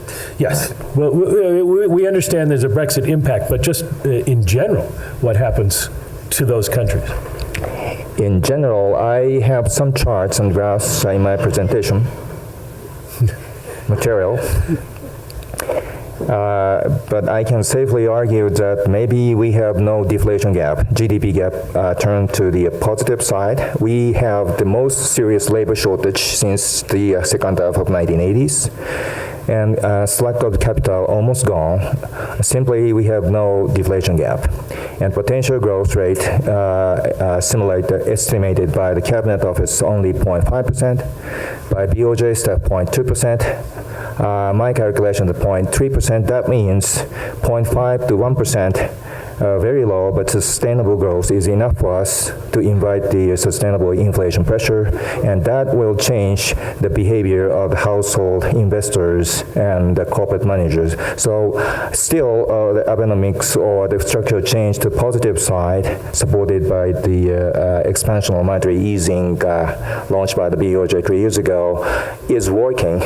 But the point is, I would add some points, but the monetary policy is not a decisive measure to change anything or solve anything. To begin with, for the example, one of the reasons why the propensity to consume of the household spending after the BAT hike is staggering because of the aging. Someone touched upon the quintile analysis before, but in Japan, lower 40% of the income class, 73% of the lower 40% in income class is elder than 55 years old. Basically, this person was living with the defined benefit system, so therefore they are unhappy to look at the inflation. Inflation is all much more friendly for them. So therefore, those kind of structural issues could not tackle the expansion of the balance sheet of the BOJ in a year or two. That's our status. So therefore, things is going better, but monetary policy is not decisive measures, and also the external factor. One of those was the Brexit is not friendly for foreseeable future. So therefore, not so pessimistic, but this slower, but not so pessimistic. Slow move, positive, proactive move is still we have. Not so rapidly as expected by the market participants in the past. That's my sum up. Michael, what's happening in China? So I guess to me the most interesting thing going on in China right now is that the Chinese reaction to Brexit is absolute fear. I mean, the only thing that matters in China is stability. And when they look at what's happening in, one of the largest, most developed economies in the world, where there's a possibility that Scotland may leave the Union, that Northern Ireland and the Republic may merge, that, that people have voted themselves out of this big trade bloc, their reaction to that is democracy sucks. We're not going to allow any of that in China.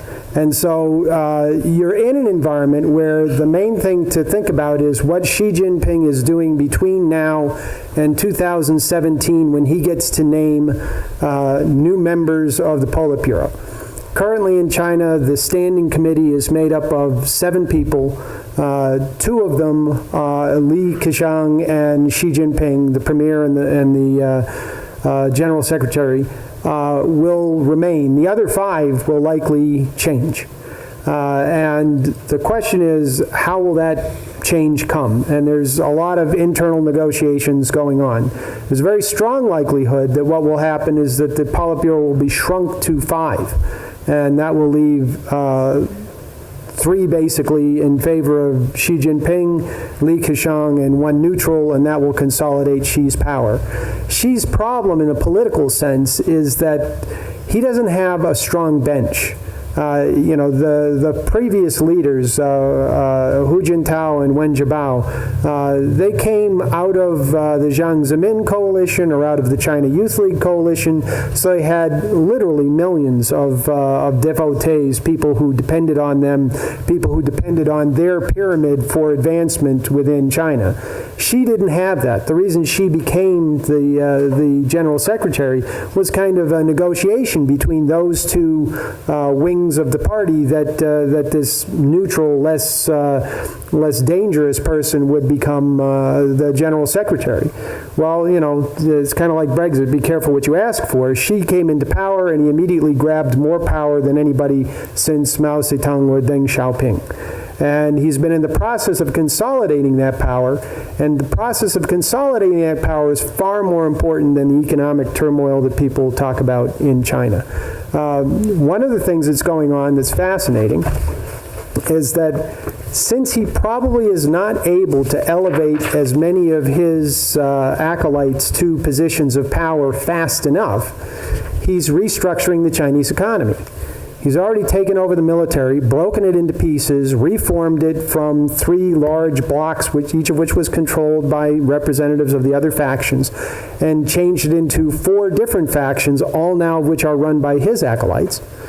And now he's doing the same thing in the private sector, where basically, industries like steel, like cement, like iron ore, like the railroads, like telecommunications, like trucking and transportation, like energy, are all being thrown up for grabs to the private sector. They call it PPP, private-public partnerships. Well, private-public partnerships means that Xi Jinping gets to appoint more people on the board than anybody else. And these are all new appointees, right? So you're not fighting like you would in a normal bureaucracy for where, oh, I got to move this guy from Chongqing to Chengdu so that I can promote my guy in this neighborhood. You know, you're dealing with seated power that you have to move around. No, when you're saying, okay, we're going to start the telecommunications industry and we're going to have 3 telecommunications firms and there's going to be 12 people on the board of each firm, and I get to point all 36 people, you take over the telecommunications industry. And that's what's going on in China right now. So Xi's power base is going to shift from the government itself to the new privatized state-owned enterprises. Is that going to work? I don't know. Nobody knows. We won't know until sometime after 2017 when this process moves along. But what I can tell you is between now and 2017, as that war is being fought internally, nothing's going to happen in China. People say, well, what about FX? What about, the rundown in the yuan? Well, if you watch what happened after Brexit, the Chinese weakened their currency. They didn't weaken it against the dollar. They didn't weaken it against the basket. They just plain flat out weakened it. And they plain flat out weakened it because they could. Because what was the fear before? The fear before was if they weakened the currency, there'd be capital flight. During the 3 weeks following Brexit, where were you going to go? Every market in the world was down. Nobody wanted to go anywhere. So they weakened their currency, and now they're sitting back and they're watching. People say, well, what about their stock market? Is there a debacle in their stock market? The Shanghai stock market's above 3,000 again. People are buying in the Chinese stock market within China because they can't get their money out. The government's closing off all of the avenues of capital flight. Last month, the Forex reserves actually rose. Not because they did anything right, but because it turns out that the Chinese, despite what they tell us, owned more Japanese yen than they owned pounds. So the pound went down and hurt their reserves. The yen went up and helped their reserves. They actually made money on the trade. But it's classic China. You would think, from what the Chinese have told you for years, that they have almost no investments in Japan. But it turns out they do. And they're significantly larger than they've been alluding to. So, I think we all tend to focus on business things from an American perspective looking at China. And that's not really the way to evaluate China. China's a political economy, and you have to look at it more from the political side than you do from the economic side. Paul gave us a civics lesson this morning on democracy and capitalism. Well, neither one of those exists in China. I mean, there's central planning and a totalitarian government. I mean, they're making creeping movements towards democracy and they're making creeping movements towards capitalism, but you can't evaluate it the way you would anything in the West. And so, to me, the key is there immediate disruption? I don't think so. I think the political control is fairly significant. Can there be a banking crisis? The Kyle Bass, the world's going to blow up kind of stuff. I mean, if you have trouble in your banking system, what do? You nationalize the banks. In China, the banks are nationalized. So you don't have to nationalize the banks. You don't have to go through that process. The government is the banks. In fact, the government is everything in China, and that's the important thing to understand. The best and the brightest do not go into business in China. The best and the brightest go into government. And they're picked when they're 6, 8, 10, 12 years old by groups like the China Youth League and filtered up to the top, go through the league title, to get their positions and take power. And then the businessmen talk to the politicians to get allocation of resources. So it's completely on the head of what we think about in the United States. I've been going there for over 10 years now. I've been there over 30 times. The one thing I can tell you that I know about China is that I'll never understand China. My job, as I view it now, is to interpret China for Americans who start with certain biases and to break down those biases and try to explain China in terms that you will understand. I'll never be able to explain China to you the way the Chinese understand it. And when I explain it to you the way I do, and there's a Chinese person sitting next to me, he's sitting there going like this. Because he thinks it's all wrong, because he thinks of his world completely differently than I do or that you would. So, Think of it as political, think of it as hierarchical, and think of it as control, much more like the Soviet Union than like Germany, And the reality for right now is no problems between now and 2017. What's it growing? I don't know, 5? They said 6.7 this morning. I doubt it. But 5 probably is a realistic number. 5's faster than any place else on the planet, and they're the second largest economy. I mean, they're a contributor to global growth. Global growth's 3, they're 5. That's a good thing. In my world, commodities, that means that the emerging markets are in less trouble today than they were a year ago. I look at the rest of the world. The United States seems to be okay. Europe seems to be okay. It seems to me that the UK took a body blow for all of us, and hopefully it's made a mistake that teaches the rest of us not to make that mistake. But my overall view is China was getting better, will continue to get better. Japan, I think the Abe election was big progress, and that gives you another positive movement in Asia. And the emerging markets are getting somewhat better. So Asia seems to me to be the place that's most exciting right now. Europe looks pretty dull. I'll throw in Latin America because that's commodities producing as well. But I think that network, which is about half the world, is doing better. And it's on the back of a decent United States, a improving, not great, but an improving China. I mean, improving in relative terms, not the level. And now a more vibrant Japan. Let's do the same thing that we did last time. If anybody does have a question at any point, you can raise your hand and we'll put it to these gentlemen. In the meantime, I want to follow up something Michael said and ask Kozo a question about it. You said nothing was going up in the post-Brexit markets. Well, the yen was. The yen was getting stronger, and a lot of talk about how that hurts the Japanese economy and what the government would do about it. So let me ask you, Kozo, to be a little more specific about the Brexit impact on Japan. Well, to begin with, there are 3 channels to talk about the Brexit impact upon the Japanese economy. Besides the yen story, the first channel, direct and simple channel trade, just touched upon the John Sylvia. I checked out the export amount directly rely on UK final demand. That means even if we export a lot of parts and devices to China, once assembled to the final demand goods in China, but we export to the UK, a measurable profit margin relying on not the Chinese domestic demand, but rather than the domestic demand in the UK. So therefore, OECD, together with the World Trade Organization, organized the every trade numbers, which part of the country is supporting a particular export from every other countries.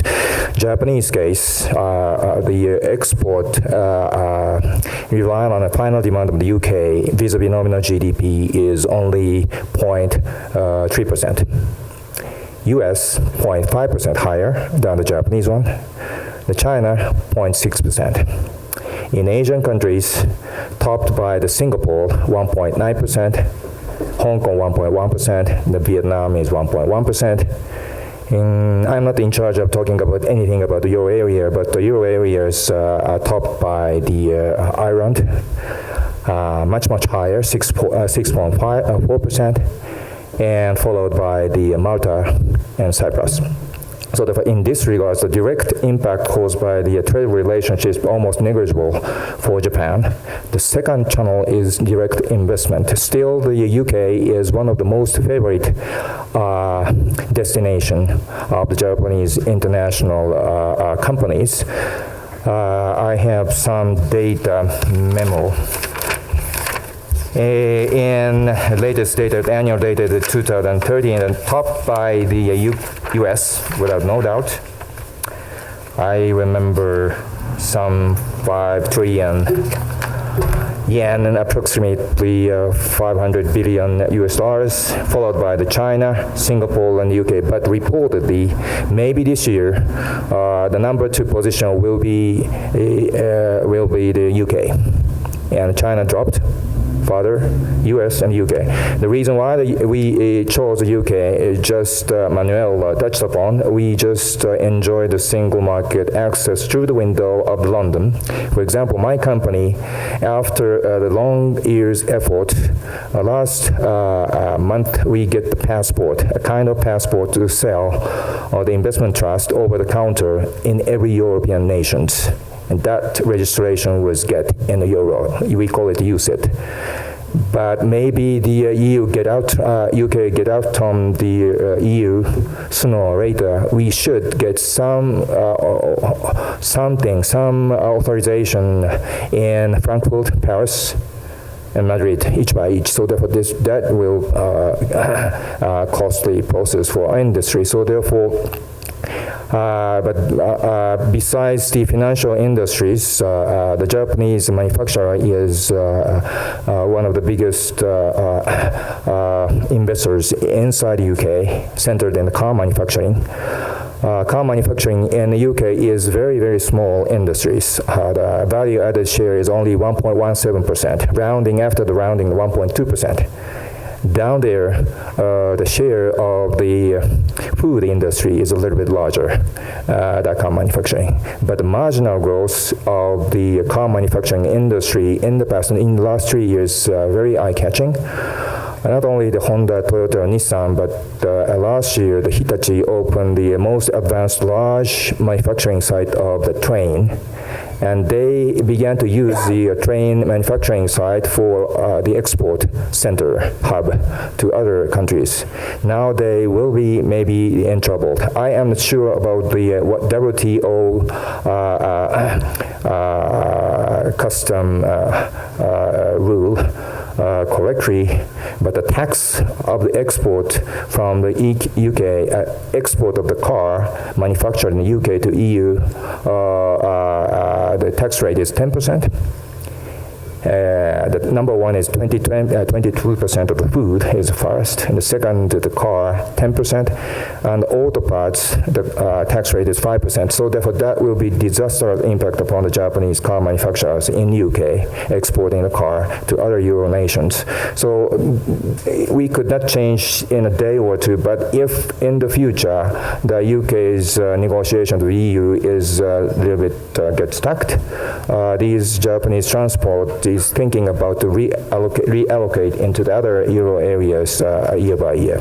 The last position just you talking about, even if the real economy's change will take longer and slow process, as the Dennis Lockhart argued yesterday, but risk premium in the asset market, in the equity market, and foreign exchange market can change in a second.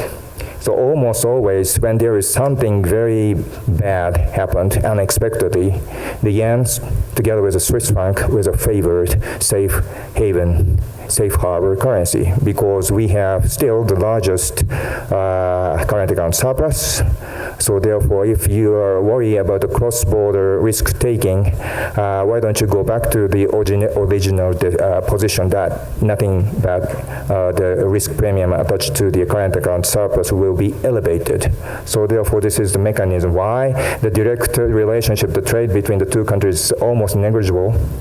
And the reallocation of the Japanese industrial complex in the UK will take longer, maybe 5-10 years time ahead, but still the yen change in a second. So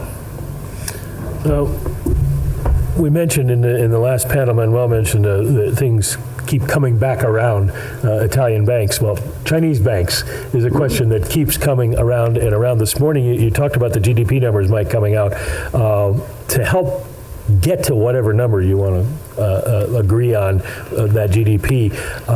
They've got a pile of debt that's 2.5 times the economy's size, and last month alone, another $244 billion worth of credit created, and our Bloomberg story had a great size and scope. That exceeds the 2015 GDP of Chile, Ireland, or Vietnam. And this is just 1 month. When does the bank explosion that a lot of U.S. investors are betting on actually happen? I don't think ever. First of all, China's debt is growing. What does that mean? It means there's fiscal stimulus. What did Paul McCulley tell you this morning that the world needs? Fiscal stimulus. The only country in the world that's really doing fiscal stimulus is China. Oh, it's growing 5% faster than anybody else in the world. Why? Because fiscal stimulus moves money from one place to another, and they need to move a lot of money from one place to another in China because they've got very, very inefficient sectors like steel and iron ore and heavy industry, and they've got very rapidly growing sectors in services. The GDP numbers that were reported this morning, whether you believe them or not, basically say that the industrial side of the economy is growing 6, and the services side of the economy is growing 12. And nominal GDP is 8.4. These are nominal numbers, not real numbers. So, that tells me that there are sectors that are doing exceptionally well. I read Chinese news all day long, and basically you constantly run into stories of, movie theaters, various applications, banking, finance, tourism and travel, that are growing 20, 30, 40%. And these are sectors that are, maybe they're small, maybe they're less than 1% of GDP. 1% of GDP growing 40% is 0.4% on your total GDP. So they have a good solid 30% of their economy that's still growing 10%. So, I mean, it's hard for them to have a recession if you think of it that way, even though their manufacturing sector is in correction. Their numbers now show that their service sector is about 52% of GDP and their industrial sector is shrinking. So you're slowly seeing a transition. Do I believe all the numbers? Well, let me ask the simple natural experiment. If people are unhappy with growth rates, what do? They demonstrate, they make noise, they show up, they vote for Brexit, they do things like that. Is this happening inside of China? No. I mean, not everybody in China is happy, but there's 1.4 billion people in China. There's not 50% of China that's unhappy like there's 50% of the United States and 50% of England and 50% of France and 50% of a lot of other countries. They're just nowhere close to it. If China's banking system blows up, it will be because Italy's system blew up. It will be because somebody else had a mistake. They will not be the source of the next mistake. They were the source of the last mistake.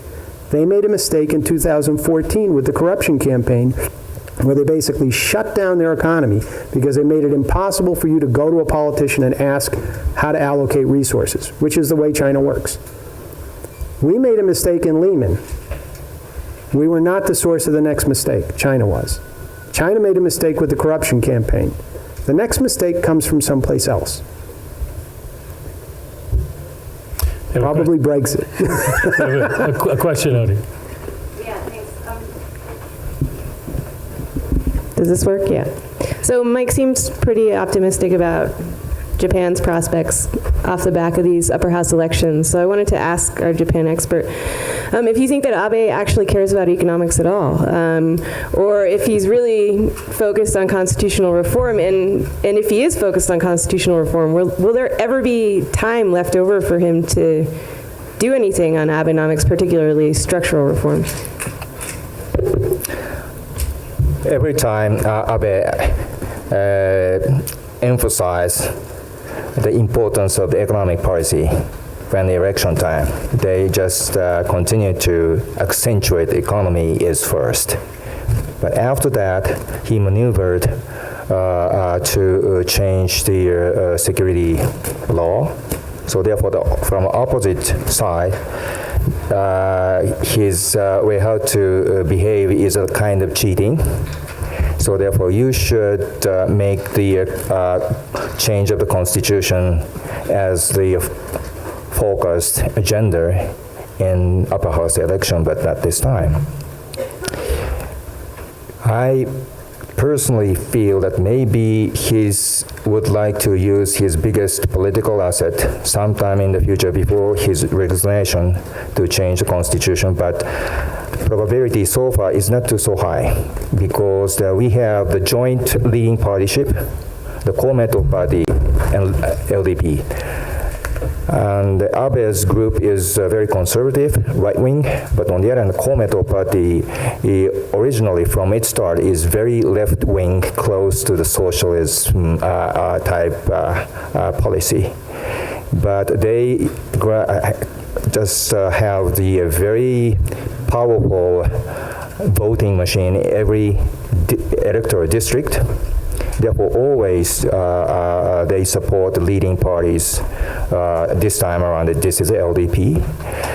And the reason why the Komeito party get alliance with leading party, because it's a little bit controversial about the Komeito party, because they're patron or they are supported by the religious party. Our constitution banned the government cannot engage with any kind of religion because we have a very tight connection between Shintoism and the militarism before World War II. So therefore, maybe controversial, quasi-unconstitutional existence. So therefore, everyone in this party would like to choose the leading parties. But the policy package is totally different. So therefore, the day of the voting, the head of the Komeito party declares that maybe it's premature for us to begin the full-fledged argument about the change of the constitution. Among others, he just sensed that it's not a good time for us to change the Article 9. Having said that, some of you attended the GIC Tokyo meeting 3 years ago. Mike came. I introduced the delegation to the General MacArthur's office, still 100% perfectly preserved by the Dai-ichi Life Insurance Company, the largest life insurance company, which is one of the parents' company of my company. And besides the MacArthur's room, there is a small annex room, maybe that was the 20 feet by the 30 feet or something like that. This room is said to be the place to make the Japanese constitution. Translated version from English to Japan almost in a week. So therefore, please remember that our historical process to have the constitution is very weird. The reason why the MacArthur GHQ rushed to translate the English version constitution into Japanese in a week or two, because at that time the Soviet would like to intrude the occupation policy. They would like to just engage in the occupation. Like in Berlin, the Soviet demanded the northern island, Hokkaido, this is mine. UK is the southern island, Kyushu, this is mine. And the Shikoku, the smaller island, is the China. China, Soviet, US, Russia's 4 countries joint occupation make a serious mess. So therefore, that is side product of that kind of historical lesson.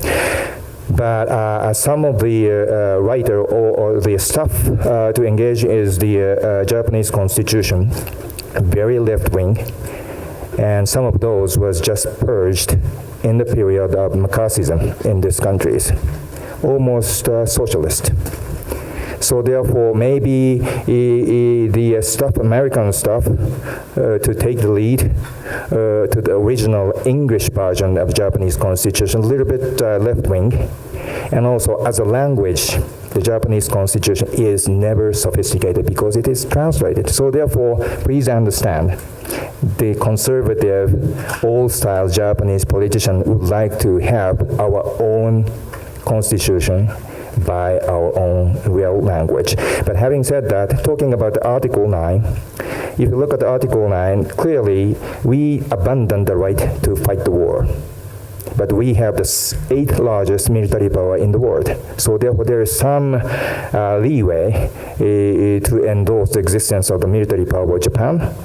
So when we would like to defend ourselves under attack from the enemy, we can fight war. But the next issue is if the Japanese Sea Defense Force with a convoy with the 7th Fleet of the United States and attacked from some enemy, U.S. fleet can save our vessel, but our vessel could not legally to help the U.S. one. So therefore, this is just not a fair relationship. So the Abe government took the relatively huge political asset to change that kind of part. So therefore, the Korea and China is always grumbling that the Japan is going to the militarist again or something like that. But the real what's happening is not so radical one. And I hope, maybe it's a little bit hard for me to argue that before the next general election, that is supposed to be from this winter to next spring, possibly extended the term of the Abe to cut the tape of the opening ceremony of the Tokyo Olympic game in 2020. But if that's the case, even if that's the case, it's a little bit hard for me to imagine, even if we have most serious military friction in the disputed territorial islands, but still the Japanese public opinion is not so supportive for the change of the Article 9. We have another question over here. Last question. It's not, there we go. Mike, can you speak to the slope and direction of the Chinese currency? And is there a point at which in the next 12 months the Japanese actually intervene in the FX market, either in response to a weakening yuan or for other reasons? Yeah. So I think the way to think about the Chinese yuan is that the Chinese would rather follow the success of the United States and the success of Japan in having a strong currency, which then allowed you to buy assets outside your country and acquire flows of income back into your country, than follow a policy like Brexit, which is to put your country on sale and let others come in and buy your assets. The Chinese stripped the shelves clean in England in the week after Brexit because everything was on sale 15% off. And now they're buying soccer teams and, anything they get their hands on.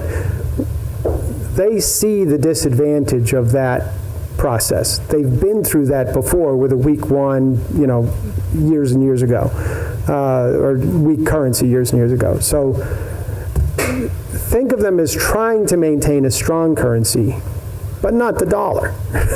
And that's the problem, is relative, somebody said relative to what? Relative to the dollar is the strongest currency in the world. The yen appreciated on the back of Brexit as a safe haven currency.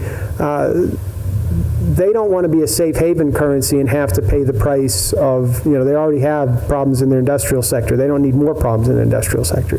So you may see the yuan continue to creep down, but the idea that there's going to be a one-off 10%, 15% devaluation in the yuan, or that it's going to depreciate 10 or 15% on a creep, I just don't see that happening. Because, again, if Xi Jinping's trying to show the world that he's the strong leader in the world, you don't get there by having a currency that's weakening.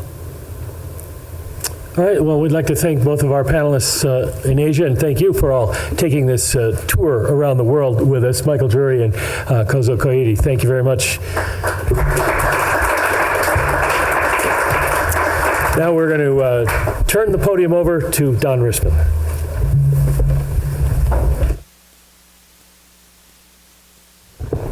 I'm just going to close quickly first by saying thank you to everyone for coming. Thanks for your participation and your questions. Thanks to Mike McKee for doing yeoman's effort here today to have the panel span so many different topics. The Global Interdependence Center prides itself on being able to foster global dialogue, improve cooperation, improve understanding among nations. The website is interdependence.org, so please check that out, or talk to myself, talk to Michael Drury if you'd like more information. Thank you.